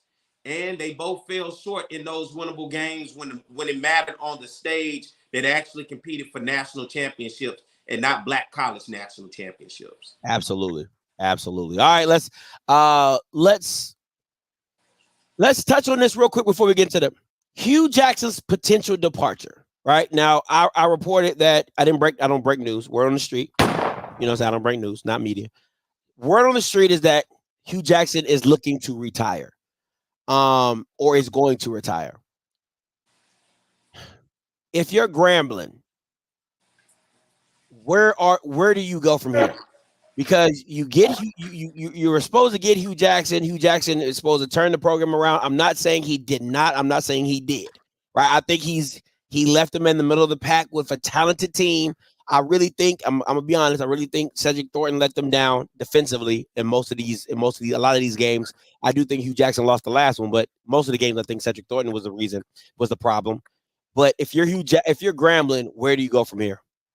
I'm not sure. I had Dr. Travian Scott on the Jaguar Journal on Saturday, and I asked him this question. I said, at the end of the season, what does it look like for Hugh Jackson? He never did give me a definitive answer in terms of Hugh Jackson himself, but he basically pointed out to Hugh Jackson's staff saying there's going to be potential changes in terms of the staff itself, because the situation that they in coming into the Bayou Classic at 5-5, you lose the Bayou Classic, and now you're 5-6. Hugh Jackson now 0-2, and he couldn't even be the interim coach at Southern. So you knew you had to look across the board, and finishing 5-6 is not the Grambling way at all. Grambling fans, with the championships that are behind them and the pedigree of football that has always been played back during the Eddie Robertson days, leading up through the Doug Williams, even through the Melvin Spears, the Broadways, the Broderick Fobbs, all the countless coaches that have come through there, right? 5-6 is not acceptable. And losing the Southern 2 years in a row is not acceptable. I don't know where they go from here when you look at the program, because you thought with Hugh Jackson, this was where the right way to go, right? Hugh Jackson coming in with the NFL experience, with the networking ability that he has as a coach of all levels, that this was going to turn into something great for Grambling. And it's turned Grambling basically mediocre. And it's like, now, where do they go? And I don't know, Scotty. I don't have a clue, because, Grambling football alums were up in the air with Hugh Jackson, especially when he was trying to bring in different people to this program. And it was like, well, what are we doing? Then he took the G off the helmets. What are we doing? You had a lot of what are we doing moments. And now I want to know, what is Dr. Travian Scott going to do in this situation? Is it going to be another what do you do moment? Or will they come together and decide this is where, because there are coaches available out there, but what is going to be right for Grambling moving forward? And I think that's just the bigger question. What are they going to be comfortable with in terms of when it means to fight and play for the G? And I don't know what that is, because I'm not a Grambling guy. I never played or wore the G, but I know it means something. And it means a lot to that program. It means a lot to that school and its alumni and fan base. And that's going to be the $1 million question. I don't know what Hugh Jackson is going to do in terms if he's going to retire or if he's going to come back. But I know for sure, if it's going to come down to positions and coordinators, you're going to see some changes at Grambling if Hugh Jackson decides to stay. I'll say this. I'm going to say, one, I think Grambling really dropped the ball, not letting him hire Art Browse. And let me say this, right? And the reason I say this is because you see how inefficient Hugh Jackson's offense is now. I don't know who I liked what I saw in the spring when Tony Hall was calling the plays. I liked it. I'm not going to lie to you. I thought it was creative. I thought it was good or whatever. Maybe it was just a bad defense on the other side. So I'm just like, oh, everything looks good. But I do think that not letting him hire Art Browse did mess up some of what he thought he could be. I'll say that, number one. Number two is this. If you feel you need to go back and get a Grambling man, because I know Trey Hayes on Twitter says it all the time, Grambling man, get a Grambling man. Fine, get one. Okay, whoop-de-doo. You know what I'm saying? I don't know. I don't know, because HBCU fans are so fickle that if one thing, okay, let me tell you my logic, because my logic is going to sound. We like familiarity. It's simple as that. Yes. We just like what's familiar. But the thing about it to me is you will do consistently familiar, but you won't do consistently out of the box.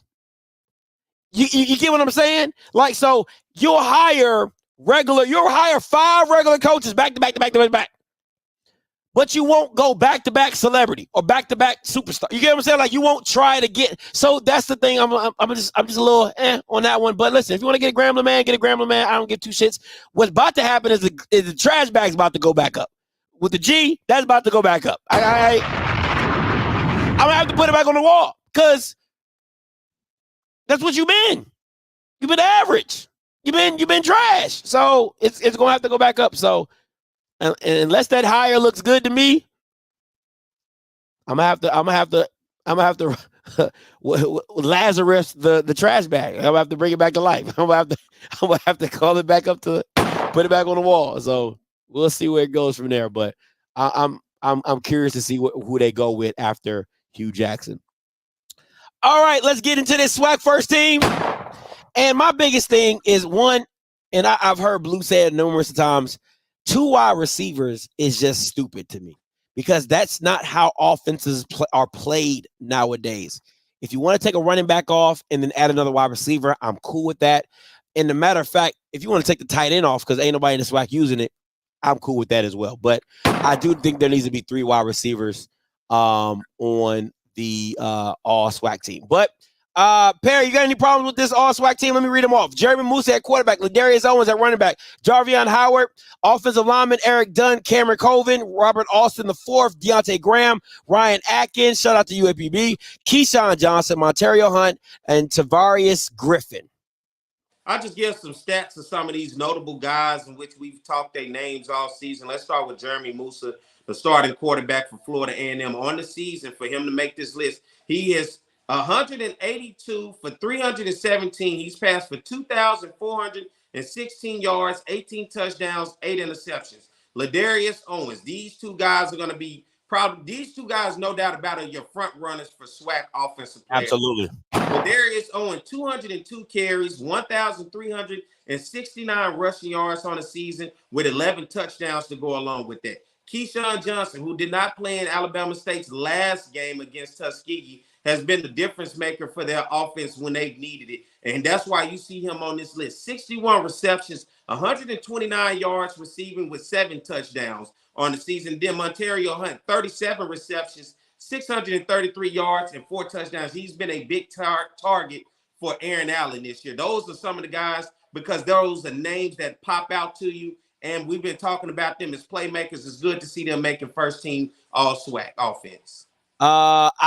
People are talking about Kamari, and I thought he should have been either first team or second team. I don't think DJ Stevens should have been in front of Kamari Steffens. I'm going to find his stats. Tavarius Griffin, let me find him. Tavarius Griffin, 11 games, 27 catches, 365 yards, and 5 touchdowns. And he's the only tight end in the top 20. Yeah.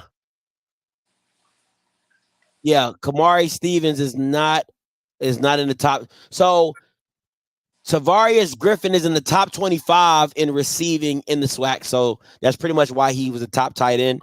But I do think I do definitely think Kamari Stevens should have been second team and not DJ Stevens. That's just me personally. Montario Hunt, Keyshawn Johnson at 1 and 2. I do not have a problem with it. Let me see the receivings. Yeah, they literally just go by the stats, like literally. Antonio Jones, Shamar Staff, Marcus Rock. Okay. Let's see what the first thing. Listen, Sundada Anderson should not be on this list. I'm going to go out and say it straight up. Sundada Anderson did not play first team SWAC all defense this year. Period. I would have took Taj Brown over him. I would have taken Jeremiah from Jackson over him. I would have taken General Hunt over him. As bad as Grambling's defense was, he wasn't even the highlight player. It was really Lewis Matthews. So I don't get it. I really, and if we're being even more technical, if you want to go by the stats, he still shouldn't have been He still should not have been in the sacks. Taj Brown has more sacks. Jacoby Williams has more sacks. Keyshawn Johnson from Grambling, the other guy from Grambling, has more stats. So Traquan Thomas has more stats than him. Jordan Mitchell. So it's a lot of players that should have been in front of Sundada Anderson. I do not like that pick at all. I think he's a great kid. He did not play first team SWAC worthy at all. Point blank, period. Linebackers, I absolutely love. Amari Hill Robinson, I think he had a great season.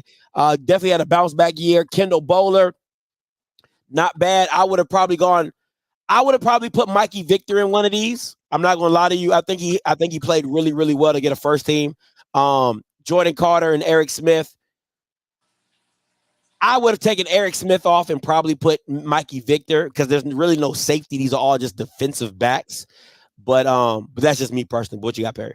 Just two names that pop out to me right here, and that's Colton Bubba Adams, right? He is a force to be reckoned with at that linebacker position for Alabama State. And on the season, 56 solo tackles with 4 sacks. And then the other guy that I have to look at right here in Baton Rouge, Jordan Carter, 4 interceptions. Those are two guys that stand out to me in terms of what they meant for their teams. Colton Bubba Adams is everything for Alabama State's defense, right? As a leader and the guy that he is. And Jordan Carter, unfortunately, he's been on the back. He's had some tremendous games throughout the season. He has just ended up on the bad end of the stick of a team that has lost some crucial games in which I saw him earlier this year in a Tuesday press conference, and the media read out all these stats. Man, you had a great game, and you just saw how deflated he was. It wasn't about his stats. He just wanted to win games. And he said, that's why I came to Southern, to win. And so that guy right there, knowing the heart that he has, he stands out to me because he's not messed up about the stats and what he can do on his own. He's worried about this team just getting the victory and competing for championships. Yeah. I know a lot of Jackson State fans are asking Jakeem Hazel why. I don't know if he's on the second team. He might be on the second team. I don't know. But listen, man, I'm going to keep telling y'all, your pass defense wasn't good. I don't know. I wouldn't have picked not near back. If you want to isolate Jakeem Hazel and say, maybe. But your pass defense just wasn't good. It really wasn't and you can get picks in the most opportunistic ways. Like one game, it bounced off a guy's helmet against A&M and fell in the guy's I'm sorry. It just, you guys weren't that good. And it clearly shows in the, you got one guy. Okay, one guy. You weren't that good. Return specialist. I'm gonna say this. I think the Southern kicker should have gotten first team. That fifth. What do you kick, a 50-yarder for the game winner in the 54? Yeah, he got to get it. I'm sorry. I'm sorry. He got to get it. Cameron Gillis. No shot. I would have put him on the second team. But that Bama, you don't see SWAC kickers hit 54-yard. I'm sorry, you don't. So he should have been, to me, he should have been first team all SWAC just off that kick alone. I'm being honest. Just off that, he should have. If he didn't make another field goal, I would have gave him the first team because you don't see guys make those in the SWAC. I'm being in the pressure that was on for that game. That's just me. I know he got second. Not just the SWAC. That's just tough. Period. That's tough. But in the SWAC, Bama's don't even make 40-yard field. Bama's can't even make 30-yard extra points. Extra points are hard in the SWAC. So, you know what I'm saying? No, shouldn't gotten for. Didn't he get hurt? He got hurt I think he got hurt in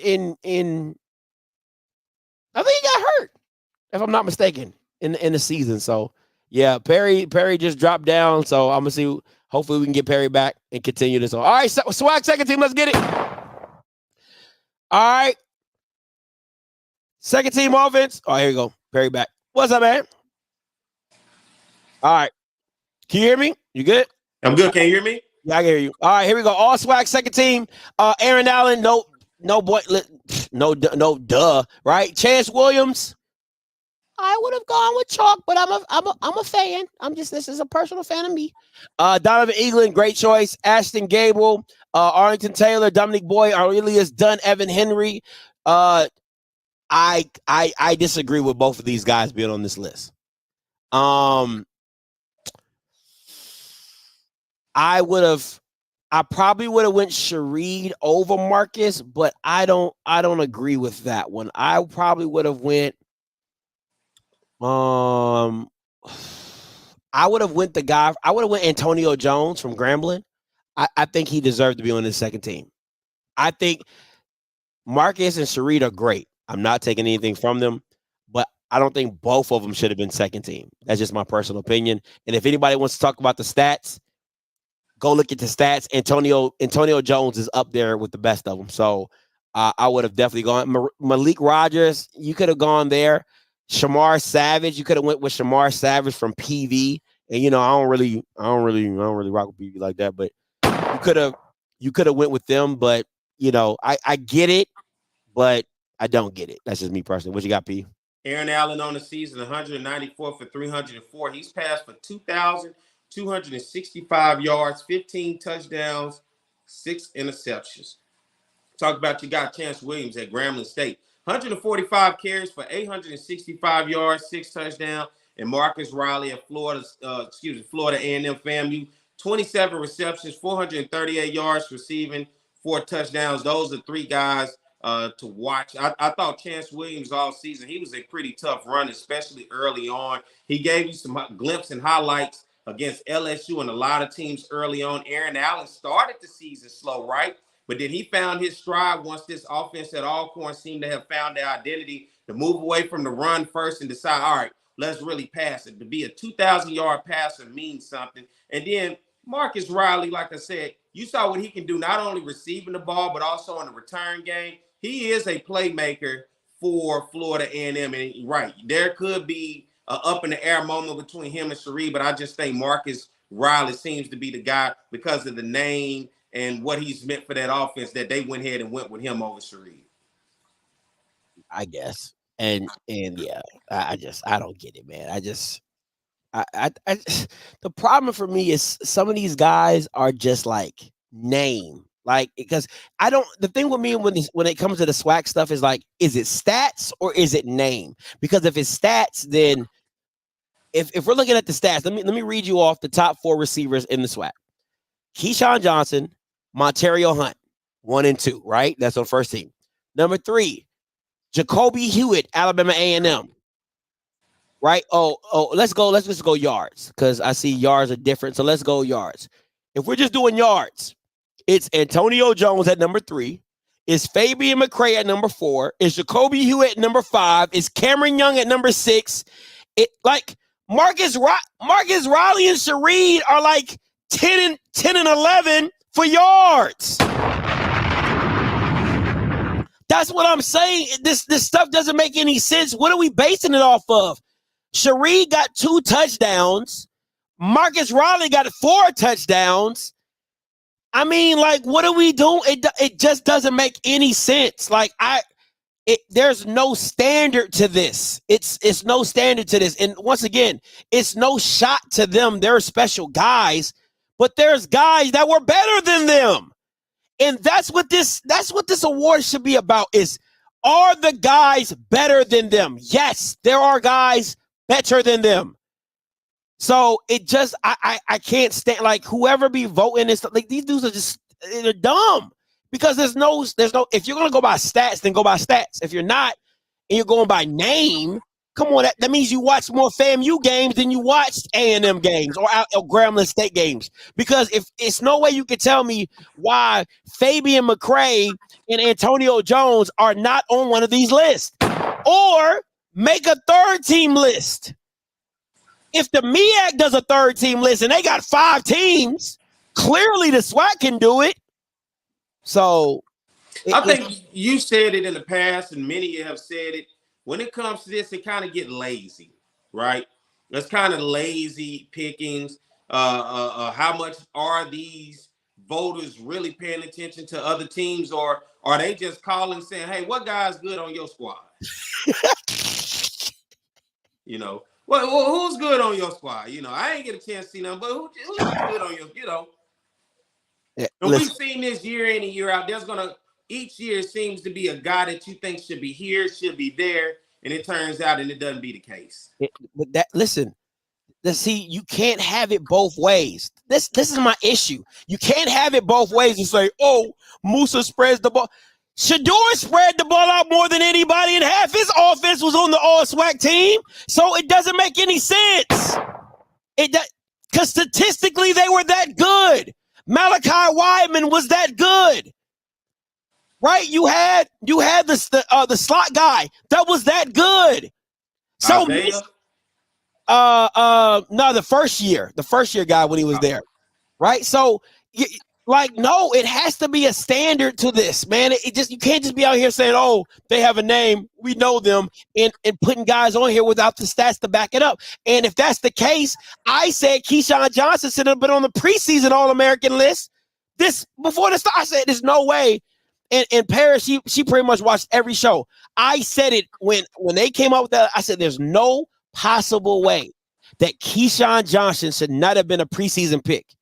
There's no way. I didn't care about no. I said he should have been the first team. I said I don't care about no Marcus Riley. I said I don't care about none of them guys. I said Keyshawn Johnson should have been on this list. So it's like, are you really watching football? You're not. You're not. And I said Montario Hunt should have been a first team guy for what he did. I'm sorry, man. I'm beating a dead horse. Anyway, okay. Taj Brown, Gentle Hunt, any one of those guys should have took Sundada Anderson's spot. Period. Taj, Gentle, or Zarion, any one of those guys could have took Sundada Anderson's spot, and I would have been fine with it. Listen, man, that Bama Jacob Williams. I know a lot of y'all don't watch Texas Southern football. His number is 11, and he's an absolute dog. I'm like, he's an absolute dog. So shout out to him for making this list. Isaac Peppers, you all know UAPB transferred over to Jackson. No Jeremiah or Devontae Davis. That is a slight. I'll give you that. That's definitely a slight. Mikey Victor for second team. Lovey Jenkins for second team. Amari Pate and Keenan Leachman. Yeah, off that one game alone against Southern, he's definitely gonna make this list. Anything what you got on this one, P? Yeah, I look at you talk about Jacob Williams. If you haven't paid attention to him, he is a dog. On the season, 51 solo tackles, 8 sacks, right? Absolutely. He gets after it on that defensive side of the ball. And then we talk about Keenan Leachman. He was the FCS Defensive Player of the Week when he took on Southern. Just an absolute. He took that game over himself. He's a Baton Rouge, Louisiana kid. Was upset Southern didn't want him. I think he went to Northwestern State, if I'm not mistaken, and then transferred into Alcorn State. Yeah. But he has 3 interceptions on the season. And if you saw that game against Southern, you saw. And it's like I saw that then in Alcorn secondary.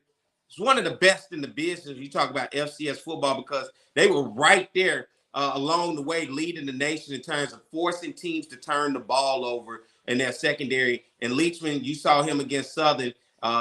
Kind of quiet after that because I was wondering where the hell was he against Texas Southern, right? But he still stepped up. He's made a name for himself, and you see him on this list, both of those dudes. But Jacob Williams, you're right. 51 solo tackles, 8 sacks. That guy is a complete beast. And congratulations to him for making all SWAC. Man, Blue, don't even waste your breath, bro. Let me say this. Listen, I can't stand Jack State fans from here to there. But there's no reason that Jakeem Hazel did not make a dog. You can't lead the SWAC in interceptions and not be on. That don't even make sense. Okay, like I love the gloat in their misery of only having one a couple players on here, but you can't lead the SWAC in interceptions and not be on a. What are we doing, man? What are we doing? Somebody, we need names. I'm like, you know how like when you play in spades and you be like, you keep your books. You know what I'm saying? Because Bama's don't be knowing how to bid. No, you keep your books, okay? We need names because this is ridiculous. The kid is tied for the league leading in interceptions, and he's nowhere to be found on an all-team list. Come on, man. What are we doing? I'm sorry, man. This don't make no sense. All right, let's go to second team. Joshua Griffin, Matt Knoll. And if we're being honest, and Paris is right, both of these guys could have been first team. Matt Knoll and Joshua Griffin could have been first team, so I'm not mad at either way if you wanted to flip it. Robert McMinn, and Clayton Thomas Jr. as a long snapper. So shout out to those guys, man. But Listen, I know these kids love these awards, but the way that the SWAC votes on it, it makes it so like you can't respect it because you're just like, how are some of these kids being left off when they're league leaders? You do your job to lead your conference or to lead your statistically or whatever, and they can't find you on the what?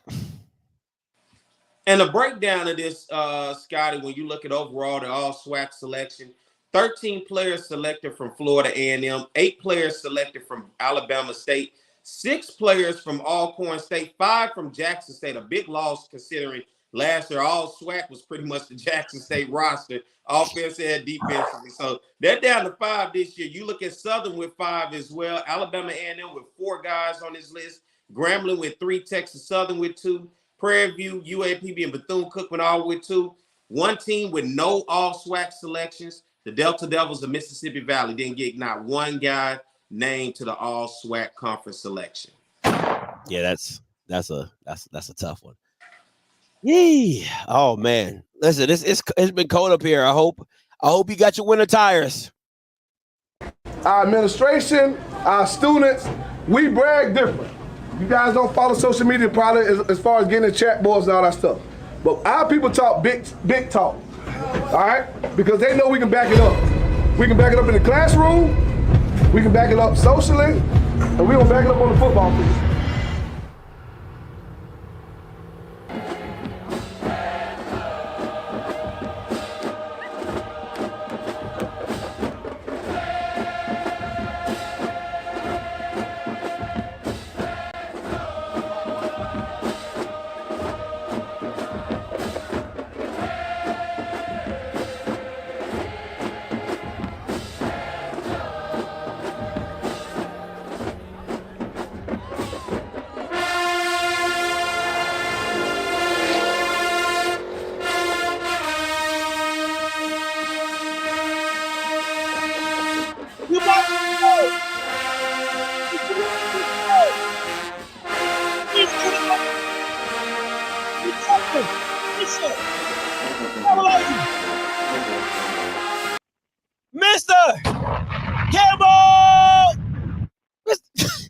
Mr. Campbell, why are you standing up?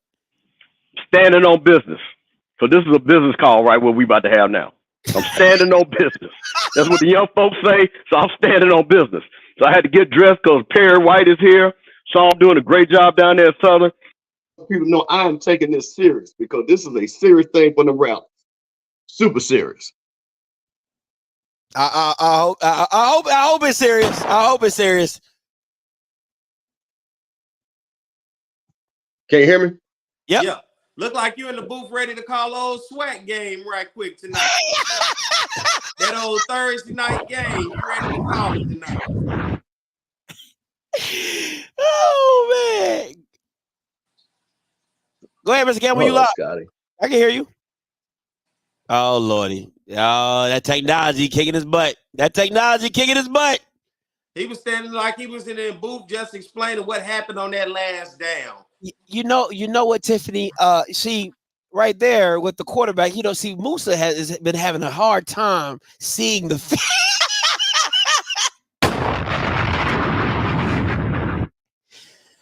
But as we come out in the second half, I've seen my Rattlers do amazing things time and time again. We're a second half team, Tiffany. We're a second half team.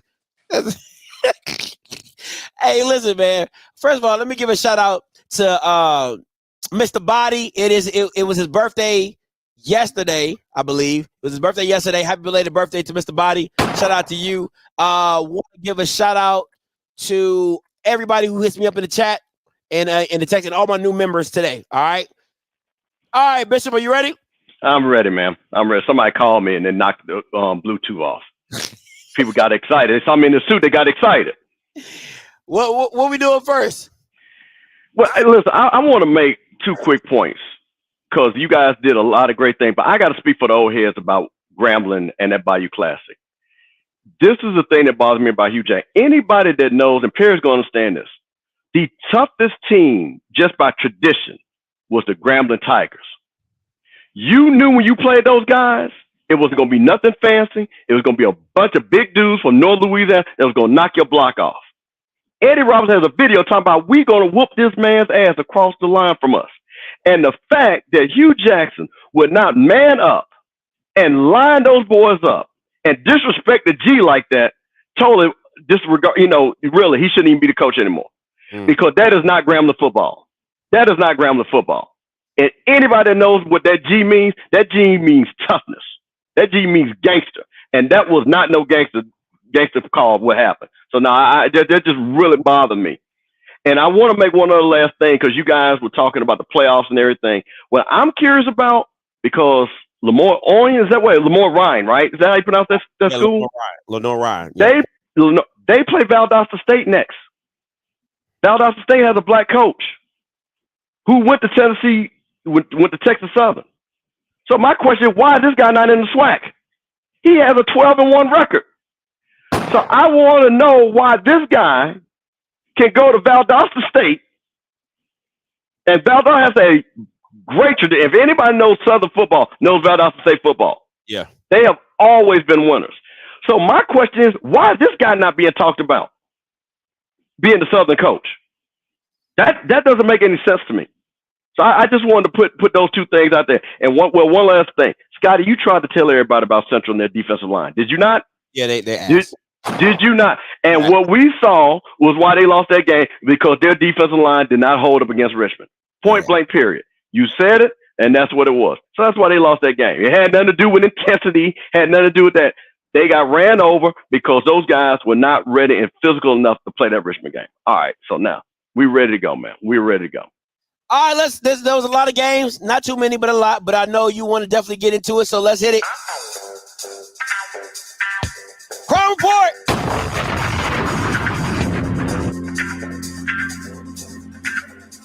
'23. Where we starting out first?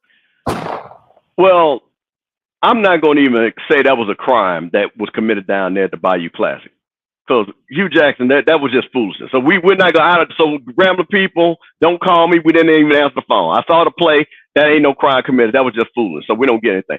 But what I did get, and we'll start off with this. In the criminal justice system, the people are represented by two separate yet equal important groups: the police who investigate the crimes and the district attorneys who prosecute the offenders. These are the stories. I look like a prosecutor tonight, don't I, Scotty? Look like I'm ready to prosecute a crime. Yeah, you definitely, yeah. I do. Now, here was the thing. The phone in the back rang because, Scotty, you didn't know. You know, we got the credit division, we got the fraud division, we got the missing person division. You did not know that the OFFSCRIPT crime unit has an intellectual property division. Did you know that? I did not. That's right. So we got a call at 5 p.m., November 23rd. And this crime was committed at 915 University, North Montgomery, Alabama. And we got a call from the Tuskegee Tigers of a crime being committed. Now, they didn't call about that ass whooping that they got handed to 41-3. Because that's what I thought they were calling about that ass whooping. But it was not that. They were calling about something that was even more important, something that was dear to their hearts. The mighty Marching Hornets committed copyright infringement. And we have the video. Play the video, Scotty.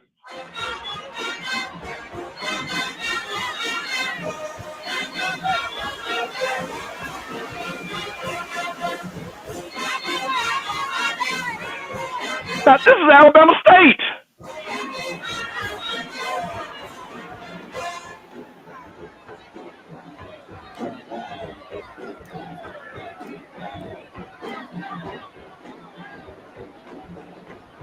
Now, Scotty, this is a heinous crime. They stole those folks' on ball. Now, anybody that knows black college football and knows the shed knows one of the biggest things is when Tuskegee plays that ball and parlay. That is world-renowned. People want to go see it, be a part of it. And the pettiness of Alabama State stealing the intellectual property of the Tuskegee Tigers. So we got to do something about that. So, Scotty, what we're doing, we are sending a cease and desist order. I've had a couple of those. Exactly. Scott, see, y'all don't know Scotty. He got all my lawyers that have to write these letters to cease and desist all the time. Literally have my lawyer do something this past 2 weeks. So one of my lawyers, the CSI OFFSCRIPT lawyers, are sending a cease and desist to Alabama State for playing ball and parlay, actually playing better than Tuskegee. Especially when you're getting your ass with 41-3. So we are now letting them know the OFFSCRIPT intellectual property division is on the case. So Tuskegee, you ain't got to call no more. Our lawyers are on the case. We will send this letter, and we will hope next year that Alabama State will take this and not steal the intellectual property. Because, this is almost like, American Gangster. Scotty, you know what I'm saying? Frank Luke had to tell Nicky Barnes about that. You know what I'm saying? He stands behind that. So Tuskegee stands behind this. Like Blue Magic. Yeah. So, we had to let that know. So that's really, we only have one crime report. The other crime report will happen on Wednesday because we had to put an APB out on Mike. So just to let you know. So that crime report, we got FBI involved. We got the Marshal Service. So we have finally caught up with Mike Reed. So that crime report for what happened then, what you guys are looking for, that'll happen on Wednesday. So now let's get down to the business. That's what I'm here for. Listen, you already know what it is. Game of the week. You already know. SWAC championship.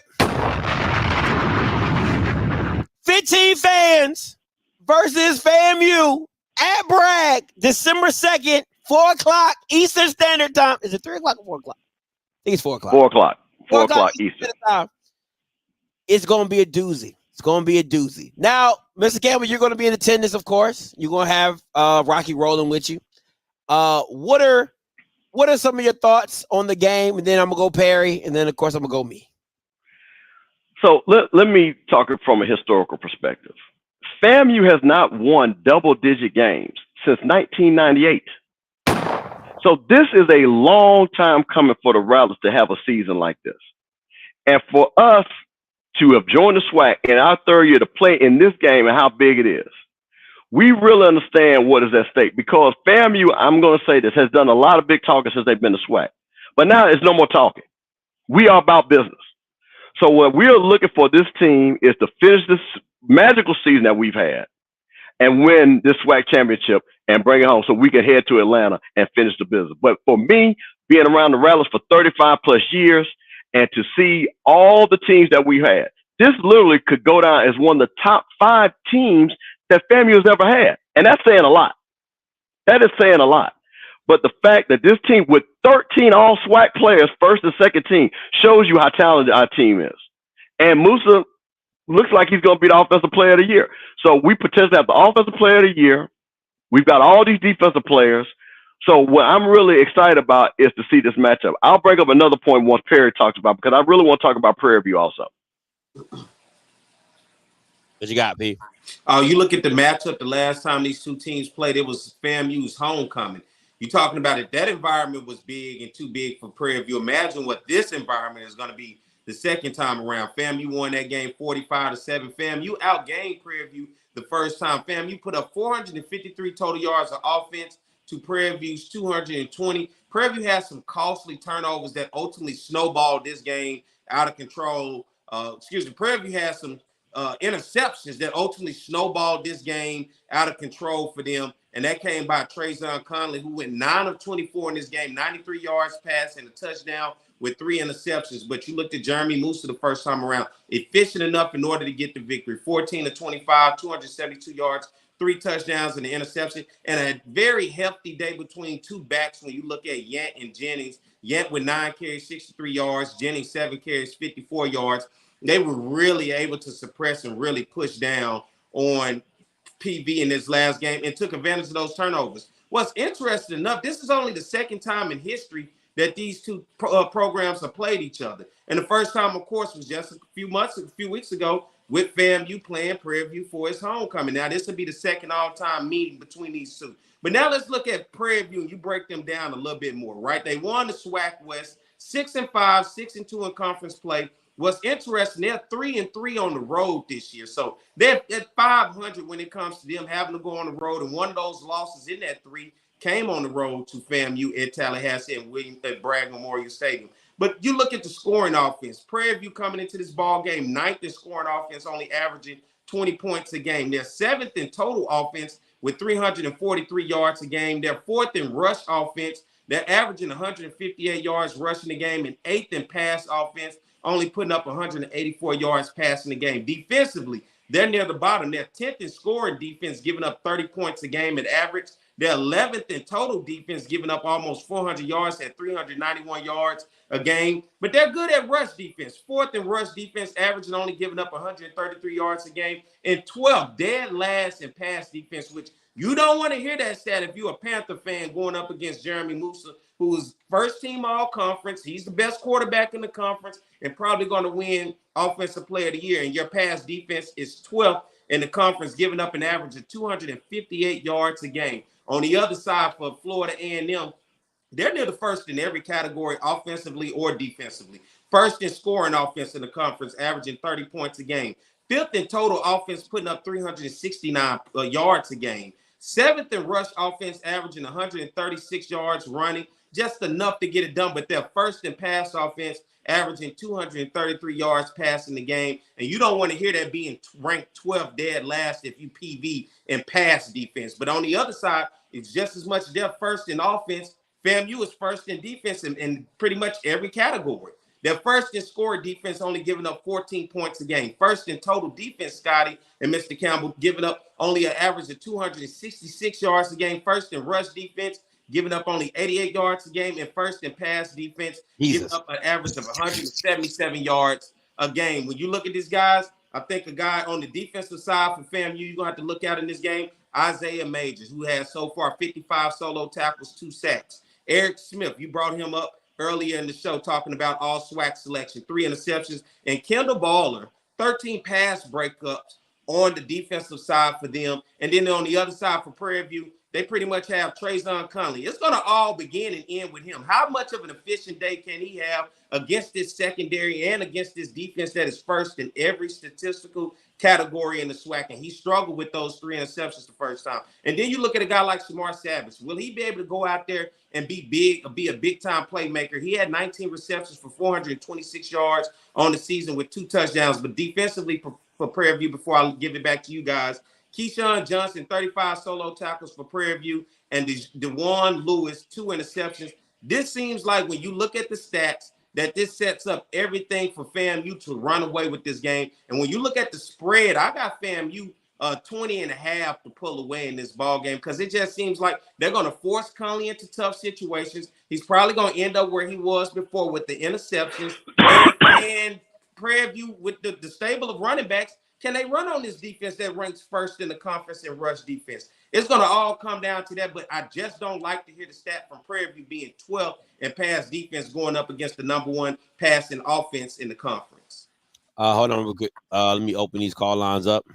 You are the only participant in the conference. All participants are muted. Call lines are open, 518-263-8124, 518-263-8124. We're going to go, I'm going to let Mr. Campbell do this assessment, and then we're going to all make our picks. If you want to call in, give your picks, give your thoughts on the game or whatever, you can do that as well. Go ahead, Mr. Campbell.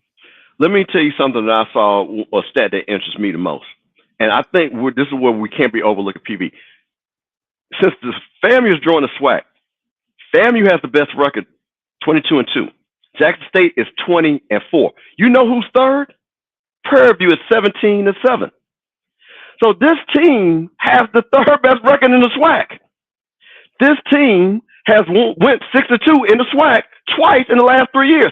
Should have been potentially in the SWAC championship for a 3rd time if they hadn't blown it last year. So my thing is, again, if I'm FAMU, you can't act like this team is some team that does not have a pedigree of winning SWAC games. And I'm going to tell you a secret. It says SWAC championship. So my thing is, if I'm FAMU, I don't care anything about what Perry said. All of that is great.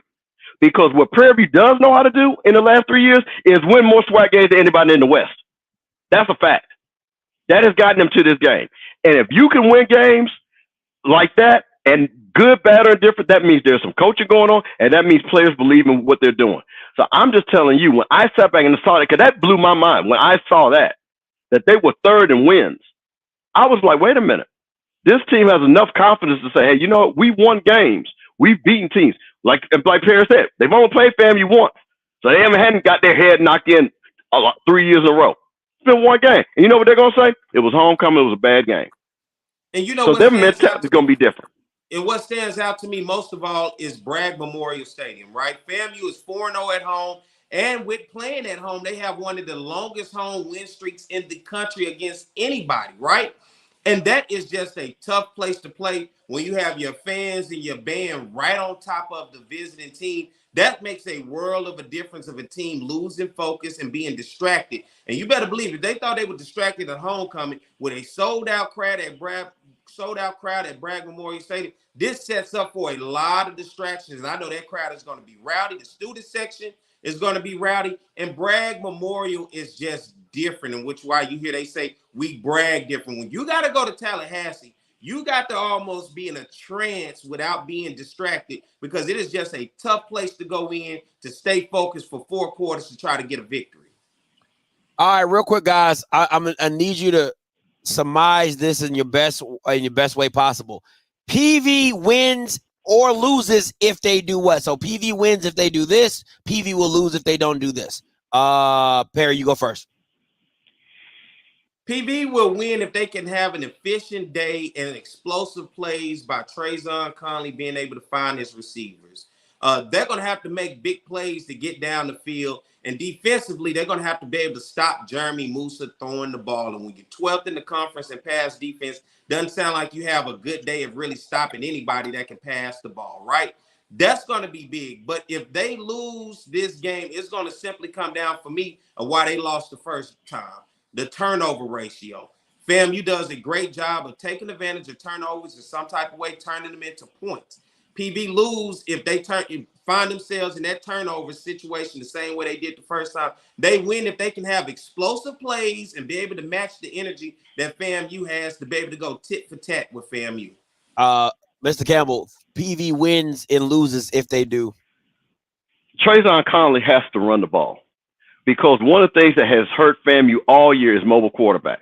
So if he can keep in front of the chains and not let Anthony Dunn, first team, Isaiah Major, and those guys get going, Gentle Hunt, then all of a sudden I see this game getting much closer. Also, they ran, it was a grind, but they did run 100 yards against this defense our last game. So my thing is, what do they do? And of course, there's always the cliche, but does Musa not, in this big game, does Musa turn the ball over?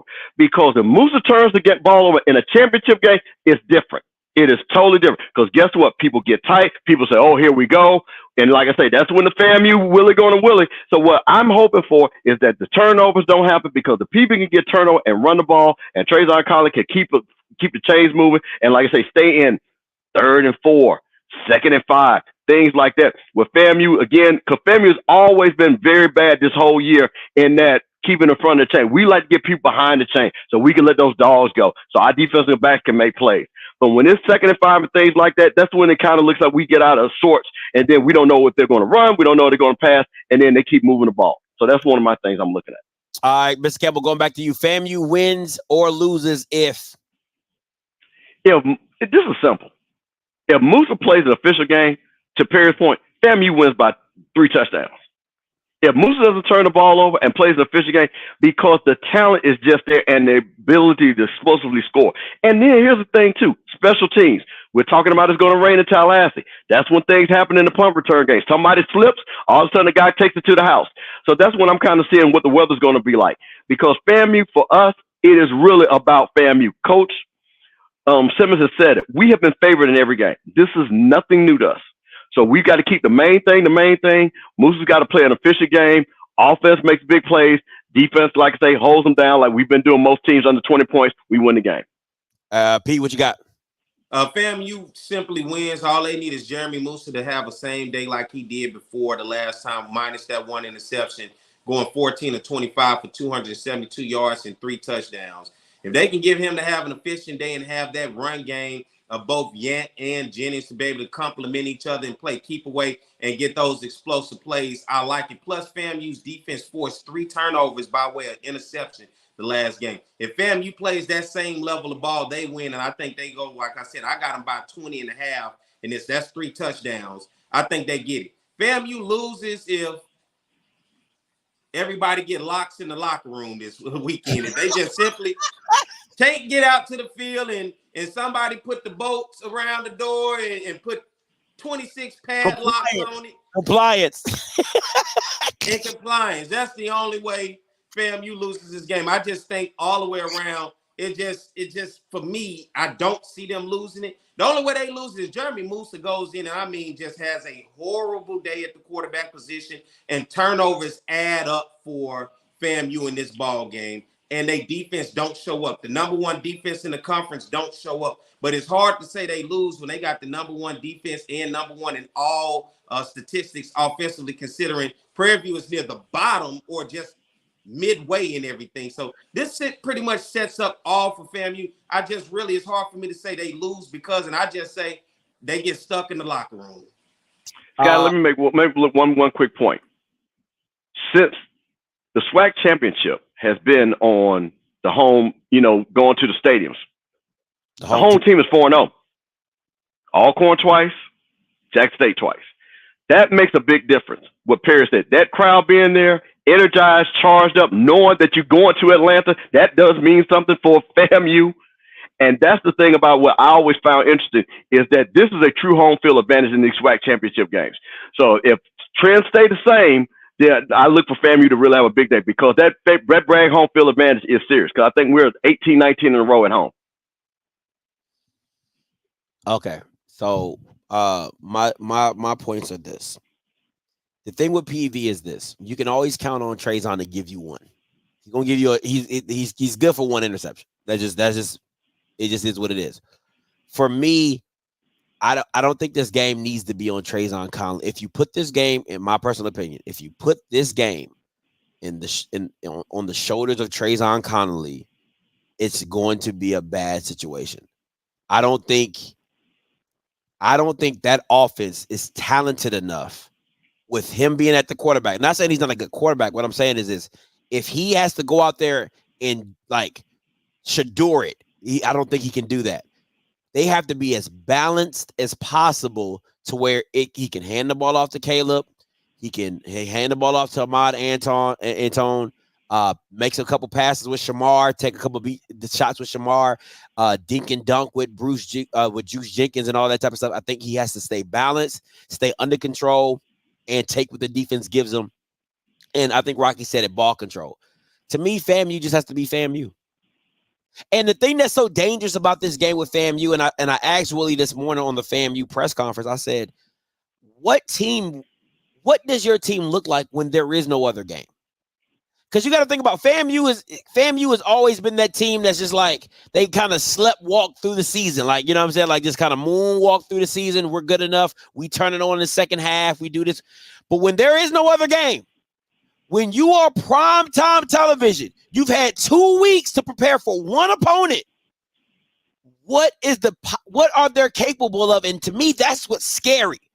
That is what's scary to me about FAMU at this point. There is no other game. It's just you and PV. And a month later, you'll be in 3 weeks later, you'll be in the Celebration Bowl. So I'm curious to see what it looks like and what they put together. I think beating them 45-7 before, it helps, but it is hard to beat a team twice. We saw with NCCU and Howard, even with that disparity of a score. So it's gonna be a doozy of a game. I'm gonna get to you guys' picks. Mr. Campbell, so on you. Hey man, it's been 30 long years of finally getting this right. Like I say, go back to the Billy Joe era. That's 1998. That's almost 20 years. I'm talking about me being around FAMU. It's FAMU's time. I think, again, but here's the thing. I don't think FAMU is going to score 40 points because I think we only score that 40 points that one time. So I think, again, we score where you score. I think it's 35-17 FAMU. 35-17 FAMU. Perry, what you got? I'm in that 35-38 range because you did 35. I do 38-10. FAMU. I like that. If it rains, I'm gonna give you two scores. If it rains, it's 28-10, 28-14. If it's no rain, it's just a clear, muddy day. 38-14. 38-14. I think, listen, I think it's FAMU and it's not even close. I've always said from the beginning of the season that it is FAMU and everybody else. That's and true. The only team that can beat FAMU is FAMU. They're just that good. And I've always felt from the beginning, from top to bottom. I talked to Coach KJ Black early in the season, and he said, Scotty, Willie told me this is the most talented team he has ever coached.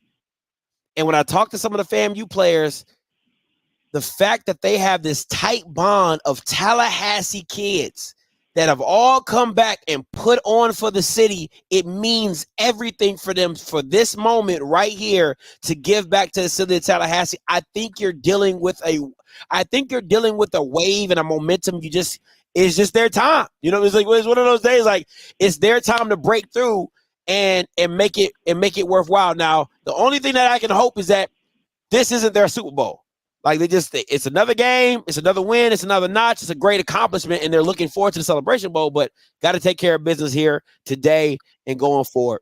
And a quiet backstory that I think is going to be quietly maybe talked about amongst people is before Willie Simmons got to FAMU, he was the former head coach at Prairie View. That is true. So he has ties to Prairie View. That is true. And when he was at Prairie View, he had Prairie View in a situation at 1 year that they had an opportunity to possibly get into the FCS playoffs, but they got overlooked. So there's a backstory of the familiarity that Coach Willie Simmons. Now, there has been some years, but he knows Prairie View. He's coached there. He's been there. So there's a backstory of him understanding that program and knowing who they are as an institution. Absolutely. All right, we'll take a few callers. Mr. Campbell, you got anything before we go? No, let's do it. All right. Coach Green, coming to you. What's up, guys? What's up? I'm gonna go against the grain. You know, since everybody's gonna pick FAMU, I'm gonna go against the grain. I'm gonna be like you, Scotty. So I'm gonna pick FAMU by shocker. I mean, not FAMU, Prairie View by shocker. Your brain won't even let you do it. Go ahead, though. But I'm gonna pick them because, all right, they got it. You know, they're gonna be healthy this time. They're gonna have some missing pieces that they didn't have last time, and they're gonna win by a touchdown. Like who? Who is the missing piece? No, I'm just, he doesn't know. We'll say, you know, these things you miss some players. No, I'm asking, like, who's those missing pieces? No, I'm just going off what the coach said. Yeah, them, those. You know, your boy, them. Okay. I mean, hey. Hey, Coach Green, real quick. Hey, 21-14. Okay. Hey, Coach Green, I got something to tell you. So there was I don't know if you saw the video in the beginning of the show, but there was a clip that I was going to use with you, and I totally forgot before. But you actually called it on Jason Brown. It was a show you was with Timona and HBCU Overbite, and you was like, you were talking about Jason Brown wasn't the guy, and you said if he throws 2 interceptions, y'all gonna be clamoring for sunshine. I was going to use the clip, but I forgot when I was rushing to do it. But I just want to let you know I got that clip for you. Man, I wish you'd have used it, man, because man, they was so high on Jason Brown till it wasn't even funny. Facts. You called it though. I gotta give you your flowers. You called it. Oh, I appreciate it, man. You know, every now and then, you know, I call it right, man. You know, I was wrong by my Southern Jaguars, but hey, you gotta be wrong sometime. Facts. Hey, Coach Green, always appreciate the call. You know, go ahead, Barry. I was gonna say, you know what's interesting? This is what I'm wearing right here. Had the last 2 previous head coaches that coached in both of the last 2 SWAC championships. And isn't it interesting that neither one is in the conference anymore? Down. Coach Deion Sanders and Coach Eric Dooley, who coached in both of the past 2 SWAC championships, are no longer in coaching in the SWAC. It's a cold world. It's a cold world. Well, we knew Deion was leaving. We didn't know Dooley was leaving. That's the difference. We knew Dooley was leaving. Well, yeah, he lost a few games, but that's not what y'all thought at the beginning of the season. Not at all. 4802 coming to you. Hey, caller, you live. Hey, what's going on, Scotty? Hey, what's up, Serve? I have a quick take. Yeah, I got a quick take for y'all. I don't think there's any point in talking about what FAMU needs to do to win. They kind of just go in every game and win it regardless. You know what I mean? But Prairie View, so I think Trayvon Conley has to make throws up the middle early on. FAMU does give up throws up the middle, and they do have slow starts. So they got to prey on a slow start. And throws up the middle do open up the outside runs, but you can't just run straight up at them. If they go into the game trying to run the ball right off the bat, they're going to get down early.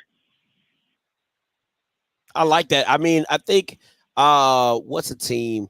I think Texas Southern had a really great game plan against FAMU, spreading them out, then running up the gut, running a zone read and running, but Ladarius Owens is different, but you got a Owens. Yeah, you know what I'm saying? Yeah, everybody ain't got no Ladarius Owens, but I think they had a great game plan on how they were attacking that defense early in the first half, and you even West Florida, attack on the outside, and even Alabama State was not scared. Alabama State facing the best out of everybody. Alabama State was not afraid of their DBs. Keyshawn Johnson attacked them, ad nauseum. But once again, Isaiah Major, when you got the better players, they make plays. You know what I'm saying? So, but yeah, I mean, I think you can listen. If you trust a Samar Savage, if you trust a Brian Juice Jenkins against Kendall Bowler and those guys, you got to take advantage of that. And you gotta, hey, somebody got to win the matchup, because the way FAMU plays their defense is they leave the outside open because their safeties stay on the hash, right? So the safety stay in that and on the hash mark, so it gives you those out of bounds throws and those to the edges throws, because they leave their corners on the island. So we'll see how it works. Yeah, that's all I got, man. I think FAMU gonna get it by a lot. If PV is not up at half, you might as well turn it off. Oh man, that's tough. I appreciate the call.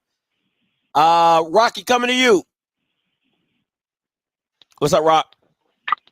Well. It's almost that time. Hey, this game is tough for me, man, because the only complete team in the SWAC is FAMU. You know what I mean? They're the only complete team in FAMU. And if Prairie View is gonna win the game, then that means FAMU has to really break down on three of the phases of the game, 2 of the 3 phases of the game where they're the best in the conference, in my opinion. And I just don't think they're going to do that. I'm not going to say it's going to take a miracle for Prairie View to win, but Prairie View is going to have to play mistake-free. They're going to have to dominate the clock, and then they're going to have to depend on Musa, right, to have a bad game and maybe give them a few turnovers in the process, man, to win the game. And that just, I don't see that recipe coming to fruition for one reason. Because even when Musa has struggled, Willie has the tools in his tool bag to kind of rein Musa in, give him some easy throws, and they operate in the controlled passing game, or even in some cases switch to a run dominant attack. So I just think it's going to be tough, man. I just think, but it would be tough for anybody in the SWAC to play FAMU in this game. It's going to be especially tough for Prairie View, who I think has a limited offense and a very inconsistent defense. Hey, appreciate the call, Rock. Let me ask you guys a question before I take another caller. Who are players that you think are going to be the difference in this game? I'll start with Mr. Campbell. Oof. Now, this is the crazy thing. We got all these all SWAC players, 13 of them. So I'm not going to be fancy and all that. I'm going to stick to the all SWAC players. On the defensive side, if Anthony Dunn is sitting next to Trayvon Conley all game, that's going to be a problem for them. And the bottom line is, and you said it, which was it. I was interested when I saw Marcus Riley and Sharif both being second team all wide receivers.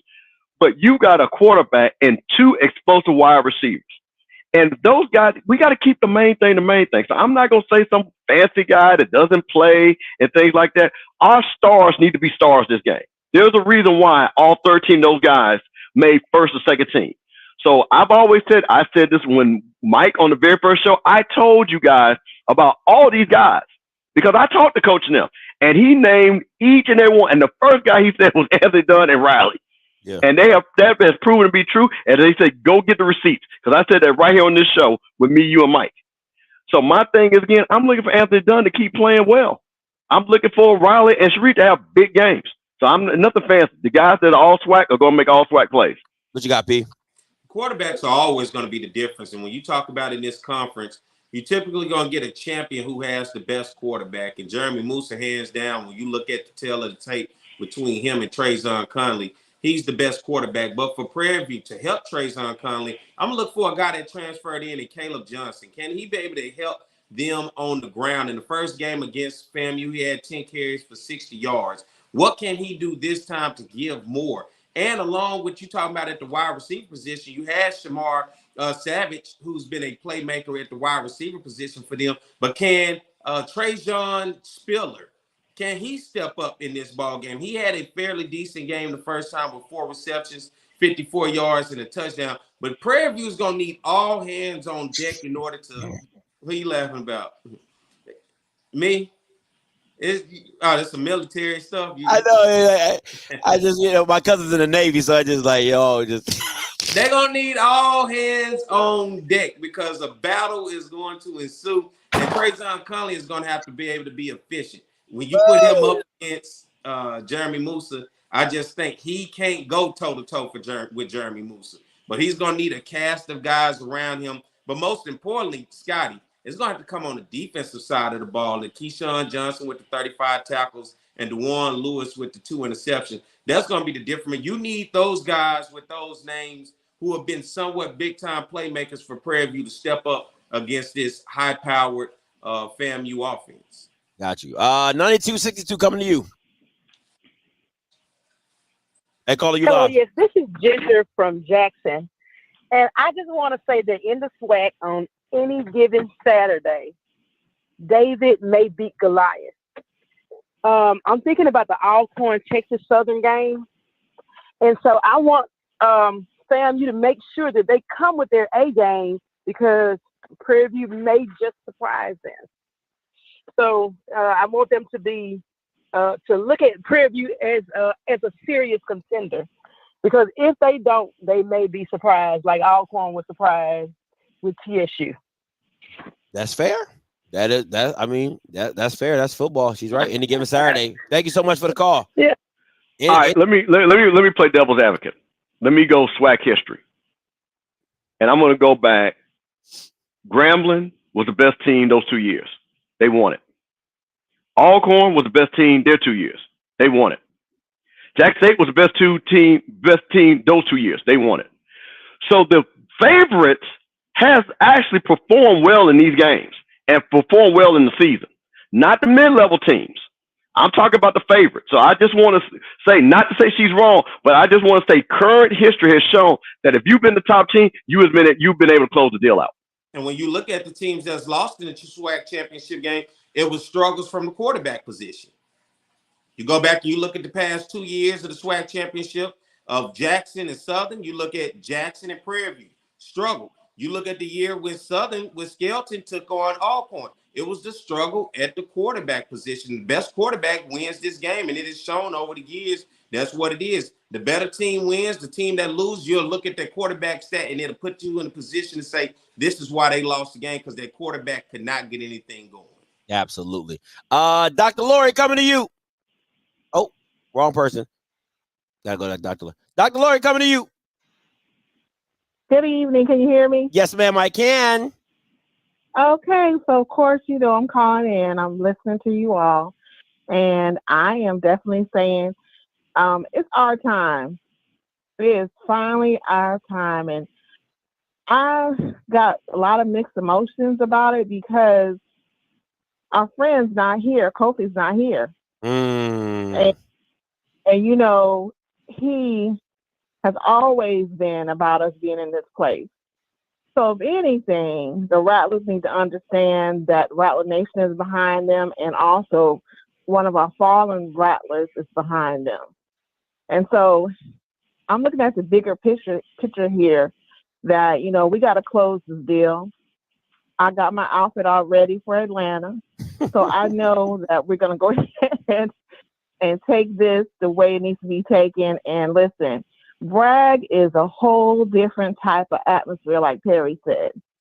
We do not let people come to Bragg and take nothing away from us. And if you do, you better get to your car very quick. So I'm just letting you know, it ain't happening in Bragg. We're not letting nobody come in there and take anything from us. And this has been a long time coming, and I'm so happy about it. And I wish that you could come, Scotty. And Man, listen, Dr. Lori, I am so boy. Listen, if having kids was ever a hindrance, it was it is this weekend. Oh man, I wanted to be there so bad. Go ahead. I'm sorry. Because Scotty, you know, because you know me, I'm your dentist. And, you know, I've been working with this team for a long time, 3 years for us to get to where we are. Absolutely. And so I'm just happy. I'm just happy that it's finally occurring. And like I said, it's our time, and we're going to make this happen. And all of y'all be proud. And we're going to bring that Celebration Bowl victory back to the SWAC. And can you believe a former MEAC team? Look at the honoring, just what God is doing.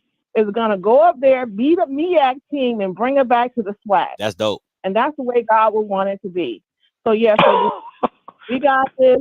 Y'all just sit back and watch it happen. All right. Appreciate you calling, Dr. Lori. Sure. Man, I'm telling y'all, man, if you ain't got no kids, man, be blessed. Be blessed. You ain't got no kids. JB, coming to you. Gentlemen, how are y'all doing this evening? Going well. How about yourself? Doing wonderful, folks. I appreciate everything that's happening so far. In terms of the SWAC championship, I think FAMU wins, and I don't think it's going to be close. I say that because one thing that Mr. Campbell and also preached about for a very, very long time is the fact that having quarterback play. What I see that FAMU has is the more complete team in the SWAC, and quarterback play is going to go a very, very long way. I don't see really anything else that could really stop them at this point. If FAMU's had a weakness at all this season, it's been inconsistent quarterback play. That's been about it. But in terms of, if you look at like X's and O's wise, more athletes on the field, stuff like that, and then of course, Bragg is a different kind of home field advantage. So I think that FAMU wins big with that piece. Now, there was something that Mr. Campbell said earlier about the Valdosta State head coach. I had no idea that he was actually a Texas State Texas Southern grad. I had no idea about that. Now, okay, let me pose this question to the three of y'all right quick, whatnot. If the issue is how come he's not getting a phone call and stuff, y'all know about the YouTube ball that y'all know that Valdosta is kind of class of Division 2. Do y'all believe that one of the reasons he's not getting any love is because of the fact that a lot of stuff that some of our schools put up with, because we talk about this all the time, I guess, like things that our schools do and whatnot, if anyone come from outside that community and whatnot, you know, they're not going to put up with any of that craziness. So you think that some of that, part of the reason he's not getting looks is because he's going to have expectations of our programs that leadership may not want to deal with because they're used to dealing with things in your kind of way. But so a couple things. He coached at Texas Southern. He's coached on the junior college level. So he has had to take out the trash. Okay. So I don't think, again, I think this is a thing which is this good old boy network. He just ain't somebody's boy. This is what this is about. That's fair. This guy is not somebody's boy. And like I say, man, I love fraternities. There ain't no thing. I'm not going to disrespect that because that is a great bond. But this guy is not a Q. He ain't a Kappa. He ain't Alpha. And this is the thing about it. And this is what happens. He has moved his way because he did. See, this is the thing I want to get to a point what Scott was trying to make about the coaching trees. He did everything he was supposed to do to get a coaching position. He worked his way up. He has a resume. But now the resume doesn't say I'm a Q. The resume doesn't say I'm Alpha Phi Alpha. The resume doesn't say I'm Kappa Alpha Psi. And that's my problem, because if you told me, if we just did that, as they say, a blind taste test, and I had a black coach in a white conference that went 12-1. What more do you want? Facts. What more do you want? And then you can't say that he doesn't know the conference. He played at Texas Southern. He coached at Texas Southern. So his resume reads everything that we would want as being SWAC family, what we would want. So my thing again is, when are we going to start looking at guys?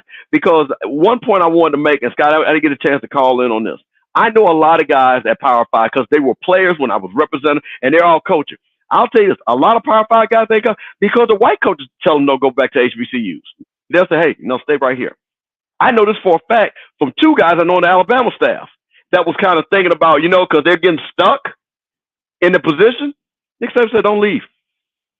If you go over there, your career's going to stall out. So if you got a guy like this at Valdosta, he should be on everybody's phone call. Like I said, Grambling, Southern, anybody else, he should be the first phone. He should be Southern's first phone call. Seriously. Okay. All right. Appreciate the call, JB. Let me see. We're going Bobby, and then Mr. Sargent, and then 0798. Hey, call you live. Good sir. Good sir. Mr. Scott, Mr. White. What's going on? Bishop Campbell. What's going on? How you doing? All right. I'm gonna say this about Fam's offense. I'm curious to see if Burke and Bassett get off. Who? As receiver position. Who? Burke. The freshman. Kareem. Oh, Kareem. Okay. Yeah, Kareem Burke. Okay, got you. Yeah. The freshman, number 5, and Bassett, number 2 at receiver. Because what tends to happen is people hyper-focus on Reed and and Raleigh. Marcus Raleigh, right. And they end up leaving these boys man-to-man or, on the weak side of a defense, and they're just as fast as Marcus and Sharif. And it's been proven all season. Got you. So Nick Dixon. I'm curious to see how they're going to be integrated into this thing, especially if it starts raining. But I'm not worried. I shouldn't say I'm not worried about a win, but the win should be in the bag. And Bougie Bowl in Atlanta is happening. So, all right, Mr. Bobby, appreciate you. Listen, got a celebrity guest picker in today. You know what I'm saying? I like to open up my contacts a little bit, give a few people. Please give it up for the one and only KJ Black. Gentlemen, how we doing? Doing well, Coach. How you doing? Oh man, I'm sorry, man. I probably missed the last hour and a half of your show, bro. I've been in meetings and stuff for the last hour and a half, just trying to get ready for the Browns, man. We done won 2 in a row, trying to make it 3, so I had to pay the bills. Hey, that's what it's all about. Good. Congratulations for your 2 wins in a row, and didn't we beat y'all this year? Did we beat y'all? I think we did.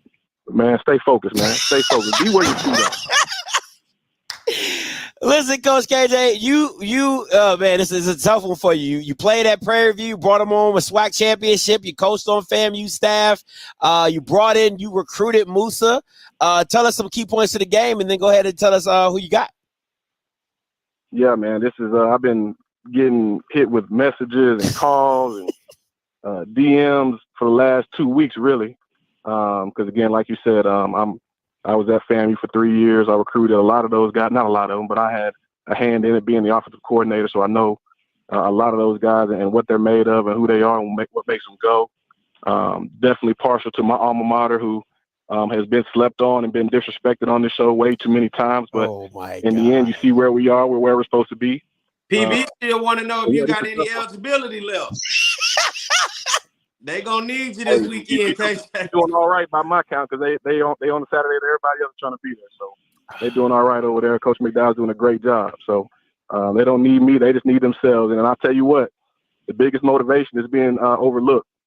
Prairie View's been overlooked all year. Picked 5th at the beginning of the season, being disrespected, and it's carried them this far. So don't sleep on them. Is all I'm gonna say.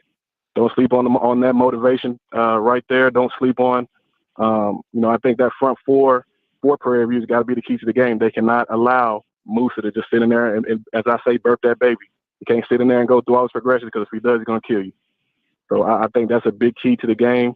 I think for FAMU, it's just being who they are. Being who they are. Don't get too high because, again, now they're on the big stage where the whole world is watching. They got to be the same old FAMU. They can't be trying to do too much, right? Moose's got to do what he's been doing. Take the easy throws, make the big throws when Willie calls them. And other than that, turn around and hand the ball off to those three big backs and let them do their thing. I wanted to bring this point up too. I don't know if y'all said this already. Like I said, I missed a little bit, but no, you get coach. If you look at FAMU's rushing average per attempt, I believe it's like first or second in the conference, is it not? So they may not have the gaudy yards, but when they turn around and hand it off, they're efficient, right? And that's because of that offensive line. That's because of those big backs. So if they're allowed to, again, get up early, it's going to be hard for Prairie View to get an opportunity to get back in the game because they can turn around and be efficient around the ball. So it's going to be a good one. I think it's going to be a better game than everybody else is clamoring for it to be. I think Prairie View, again, is motivated. They do not want to get embarrassed again. I think they're going to get their very best, especially early on. And if they're in it at half, I expect it to be close going down to the end. But again, if FAMU is who everybody says they are, then they should take care of business. So it's going to be fun to watch, man. I'm excited to watch it, and like I said, I hope they just put on a good show for the whole nation. And who do you have winning? Why you do that? You know who I got winning? Seriously though, seriously, you know who I got winning? The fans. Prairie View in an upset. Whoa! 28-24. Prairie View makes history. Bubba McDowell makes history.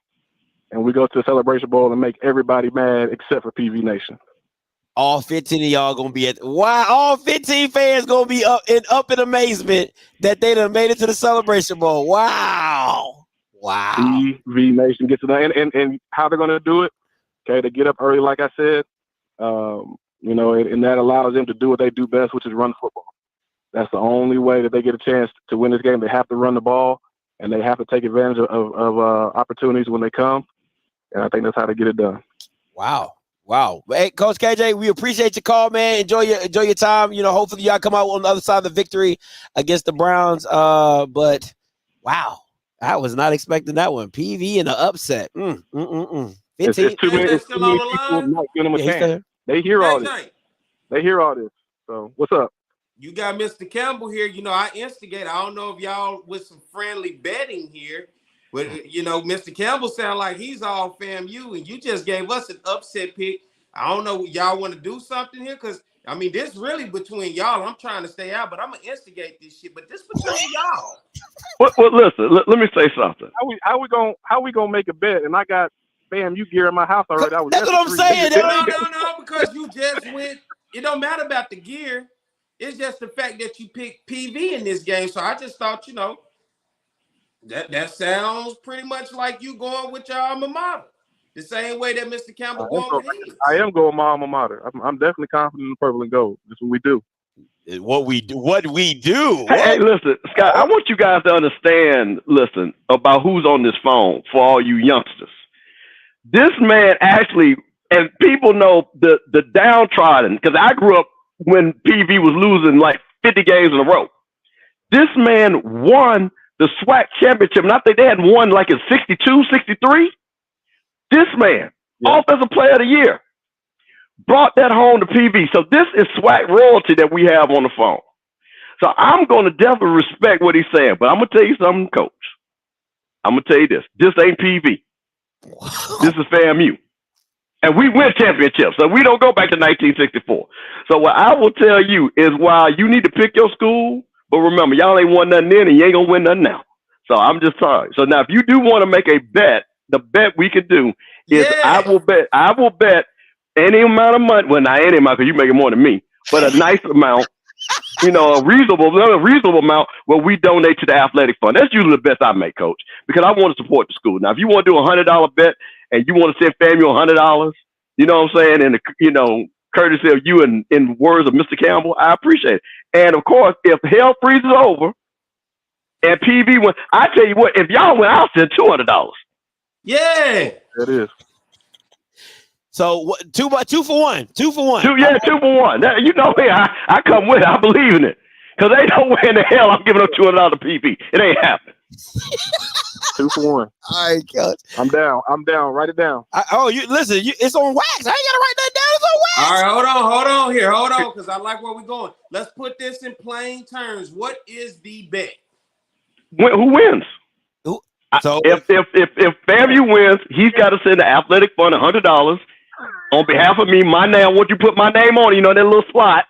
Stephen Campbell said I had to send this, and I will do the same to PV. But I will send $200. I like it. 2 for 1. Too easy. I like it. Yeah, I'm done. I'm done doing bets because I'm not putting no PV shirt on. That ain't even happening. I don't care upset or not. I'm never doing that again. Mm-hmm. Yeah. Mr. Campbell, you better talk to Scotty now. You see, I already got him in a purple and gold shirt.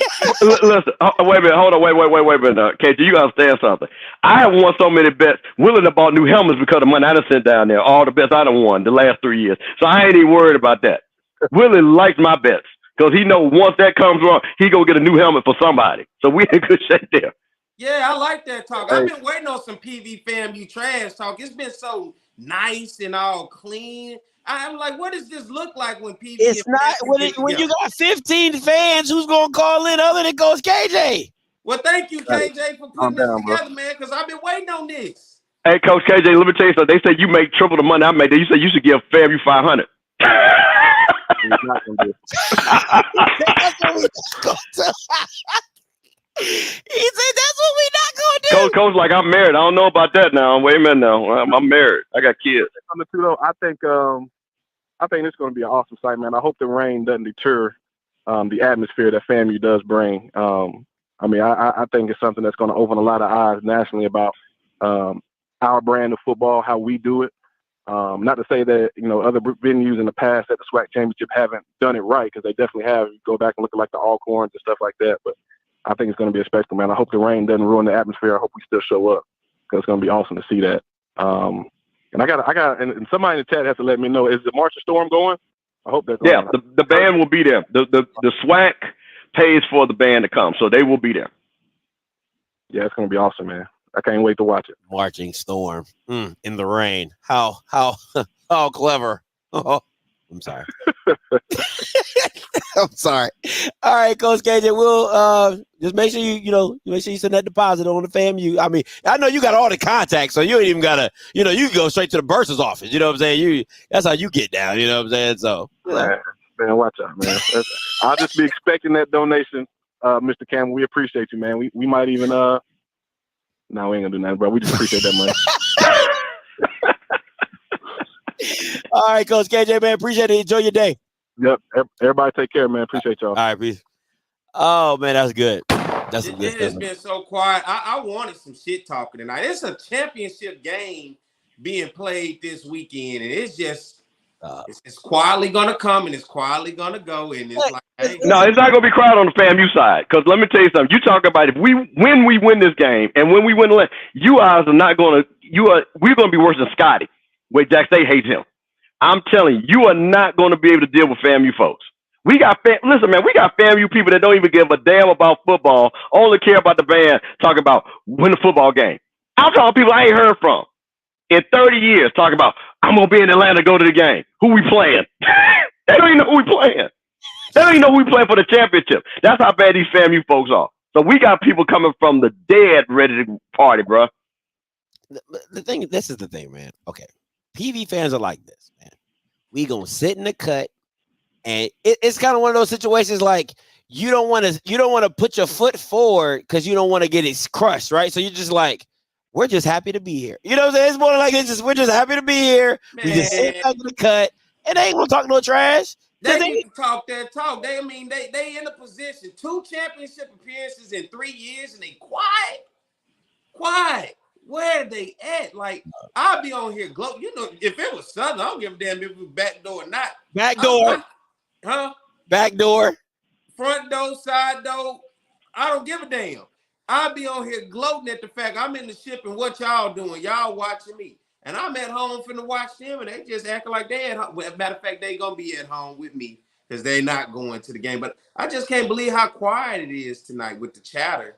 of PV and FAMU. Like 0798, and then Mr. Sergeant, we gonna get up out of here. Calling you live. Hey guys, what's going on, man? This is Clay, man. I graduated from the high of 7 Hills, FAMU. Brother Campbell, I think we around the same time, man. I want to ask you, my man, did he give you the points? No, but we FAMU. We don't need no points. We don't need no points. We playing straight up, straight money. Like what we like? We 21. We 21 points. No, if we win, he sent FAMU $100. Period. Point blank. Period. We ain't doing no points. Dog, he don't want that, dog. He don't want that. Hey, Scotty, a long time ago, man, I called after FAMU beat Jackson State, and I told everybody, I was like, man, only team kind of worried about is PV, and then homecoming happened. And then PV come back, bro. I mean, I don't know, man. I mean, it's gonna be a little battle. FAMU's gonna go ahead and make it to a Celebration Bowl. I think the defense is gonna come through, rain or not. Musa, a dog. I mean, what are you gonna do? What are you gonna do? This is what I want to ask you guys. Hey, Pete, I love Perry. I want to give a shout out to you. Bro. Oh, I love Perry. You be wild. you be wilding, bro. I'm like, man, I know one of the players' parents, and I was like, man, I can't hang out with Pete, man. Hey, that's my dog right there. Hey, other than that, man, we gonna talk trash. You talking about you ain't talking no trash. Dog, we talking a whole bunch of trash right now. We just trying to get through it. Get that. Hey, be calm, be cool. Whoop this ass. When we win the Celebration Bowl, I don't want to get too ahead of ourselves. Let's win this week. Get through that. Let's go to Atlanta. Turn up in Atlanta. Magic City, all that. And let everybody know what. Hey, Celebration Bowl, celebration, FAMU. Celebration Bowl, celebration. Be easy. Hey, Brother Cam, I'm gonna see you, Scotty. You need to come to Atlanta, man. Don't be playing. Come today. I appreciate the call. Listen. To me personally, the Celebration Bowl is nowhere near the experience I think that Bragg would be. That's why I wanted to be at Bragg so bad, because to me, the first championship in a long time, it's because the thing with winning, if people get used to winning, it kind of like dies the excitement now, because you expect the expectation of it is now like we're supposed to win. But that first one, yeah, you want to be in attendance of that. You definitely want to be in attendance of that. But the man said, "Oh, I love you, Perry." Hey, listen, the hell with FAMU and Prairie View, Southern and Jackson, baby. We got to get back on top. We want to make this thing exciting, man. This thing will be lit up tonight with trash. This is like I'm sitting at a picnic table and we just, hey, can you pass the mayonnaise? No, can you give me the mustard? That's Prairie View. That ain't FAMU fault. That ain't FAMU fault. Prairie View folks don't want to stand up. Well, beat them down. I mean, beat them till they just don't have listen. Listen, man. We coming to play. We coming to play. Bottom line, point blank, period. And we're going to take that dome over, and we're going to put 50,000 people in that dome. And we're going to put a whooping on Howard's ass, because they know Howard people going to be still at the club before they even realize the game started. So that's why I'm not even worried about Howard folks. They still going to be at the club partying. I'm not even worried about that, bro. It's this PV folks. They came to homecoming. They were just sitting there, they're just chilling. If Howard and PV make it to the Celebration Bowl, oh my God, I am not watching that. I am not watching that. I swear to God, I'm watching that game. You see what I'm saying? Like, what's the attendance of two fan bases that don't like to go nowhere? I'm not. I'm gonna be honest with you. It might be less than 20,000 people if that happened. I'm not. And the thing about it, the tickets, they would have. I'm gonna tell you what. Let me tell you this. We have already bought the suite, right? Because we had to get the suite. And that suite is like, let's see, 16 people, almost like $14,000, something like that. Bruh, we got to get our money back, because ain't no way in hell, some kind of way, somebody got to call credit card fraud or something, because ain't no way in the hell I'm sitting in no suite to watch PV and Howard. Not happening. I thought y'all was for this HBCU stuff. Hey, man, not for no suite. I go give me $100 ticket and sit, but not for no $1,000, I ain't. I don't get it. Southern and Jackson, baby, we got to get back on top. I really dislike Jackson, but man, I just love talking shit when we in championships. we just add another flavor, man. PV just and to consider this the second SWAC championship in 3 years, right? And this is FAMU's first ever SWAC championship. PV should be talking all the shit like this our second time. What did I not just bring that up? I just said, and this is why I want people to understand. PV has the third best record in these last 3 years. Yeah, you cannot discount that. You cannot discount that. They don't think that. I mean, they don't believe that, you know. So, and Perry, I'm just gonna tell you a secret, bro. Y'all are gonna be set back for the next 3 or 4 years. Y'all ain't gonna know what the SWAC championship look like. I'm just telling you. It just listen. Your years are always going at the Bayou Classic. Just real. Hey, y'all don't know, man. Y'all and Perry, the band school ain't even the band school. How y'all let them folks even get y'all in the number 2 ranking? Hey, we won the Bayou Classic. We're gonna build off that going into next year, right? We just need to get back in the conversation because I would love to be sitting here talking shit to you, Mr. Campbell, telling you about how the Jaguars gonna come take over your stadium and how we gonna do this and we gonna do that. I mean, you got to do this with confidence, even when you feel like you're going to get your ass whooped, right? And it seems like PV tiptoeing or they just don't care. Listen, how we wrong and y'all haven't won anything? I haven't called PV trash. I gave y'all credit, D Black. So wait a minute. I call them trash all the time. Yeah, I didn't call y'all. I said that you guys should be taken serious. So don't put me in that. Trash. Mr. Sargent, coming to you. Last caller. Mr. Sargent. All right, about to get hung up on. Mr. Sargent. Yeah, go take care of the kids. Hey, Scotty, sorry about that. I Yeah, can hear y'all, my boy. You about to get clipped. Oh, I know. My bad. My bad. Go ahead. It's a little late. So I got a rule. I'm not funny when it's late at night, so I'm just hit my 4 points and get off the phone here. Number one, thank you so much for not letting me come up behind KJ because last time I think you had me come behind Sherry or somebody else, and I was like, oh God, it was just too hard of an act to. I got you. Karen, excuse me, too hard an act to follow. So number one, I wanted to say something about coaches or the coach of Valdosta State. I just happened to be kind of looking through earlier today, and I got on I think it was the ONG strike zone or whatever. Brian was on there, but he had the coach from Valdosta on there. And, one of the things he said that caught my attention was that in 2007, the facilities at that university were far better than anything he had seen in the SWAC today. Wow. Right. And so that reminded me of a conversation I had with Willie Simmons in the summer. He said, you know what, Larry, a lot of universities want their coaches to win championships. No problem with that.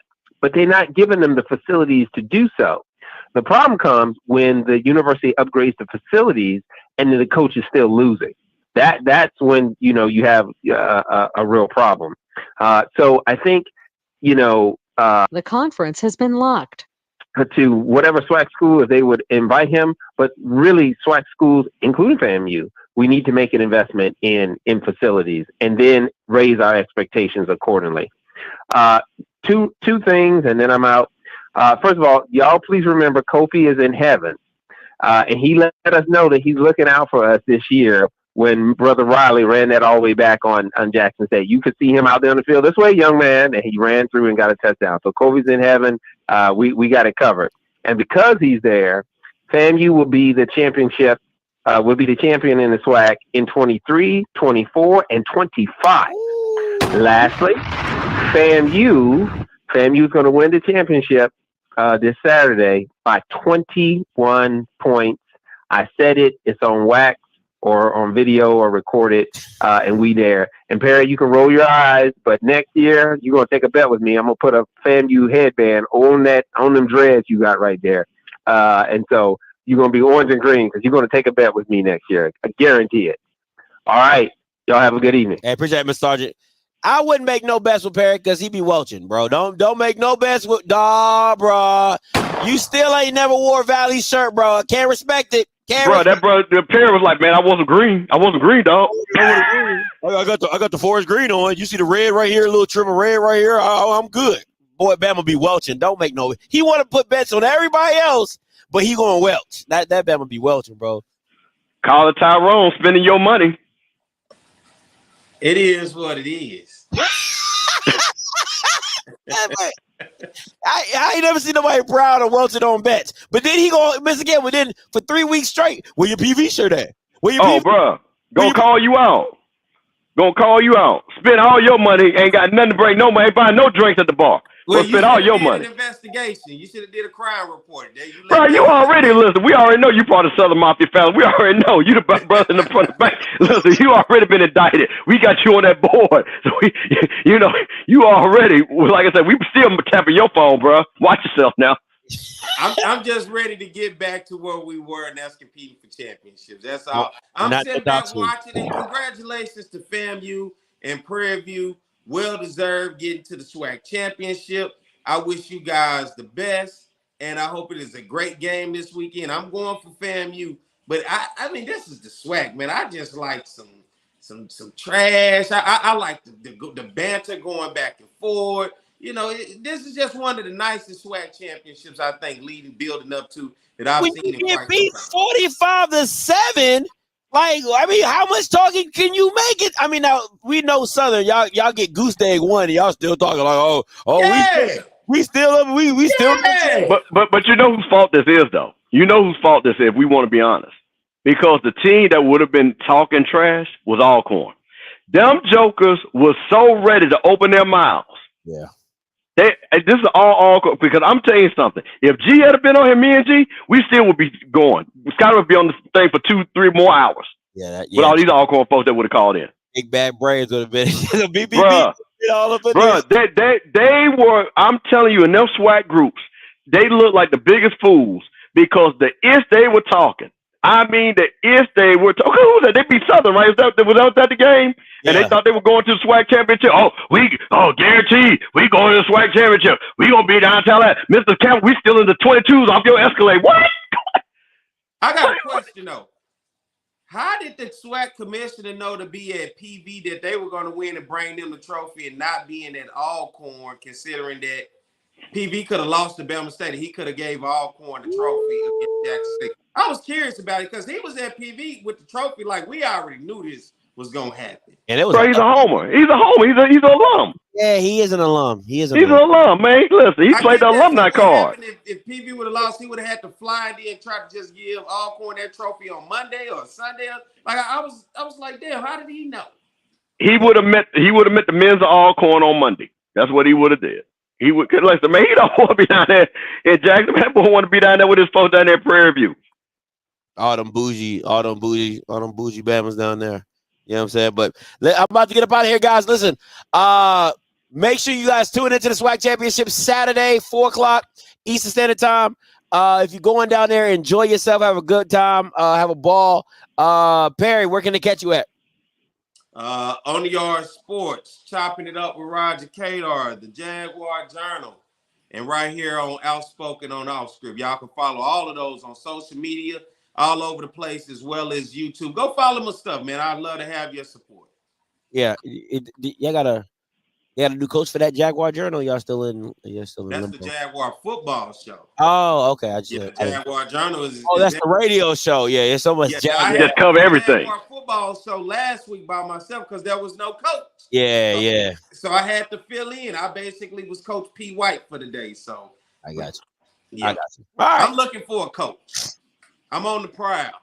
Now, I will say I put in my credentials for the SWAC Championship. Let's see if they get approved. Just want to throw that out there. All right. Because, the SWAC Championship, the commissioner and them, they have the final say-so over credentials at SWAC Championship games, So, I mean, I know that because I got kicked out the last one. But that's neither here nor there. Listen, Mr. Campbell, as always, appreciate you for being on here. FAMU Homer graduate. You already know what it is. Was it freshman class president? But, hey, man, freshman class president, 1988, still raising money. We're going for $188K. Let's get it. Let's get it. All right, listen, guys, until next time, you know what I'm going to do. I'm going to holler.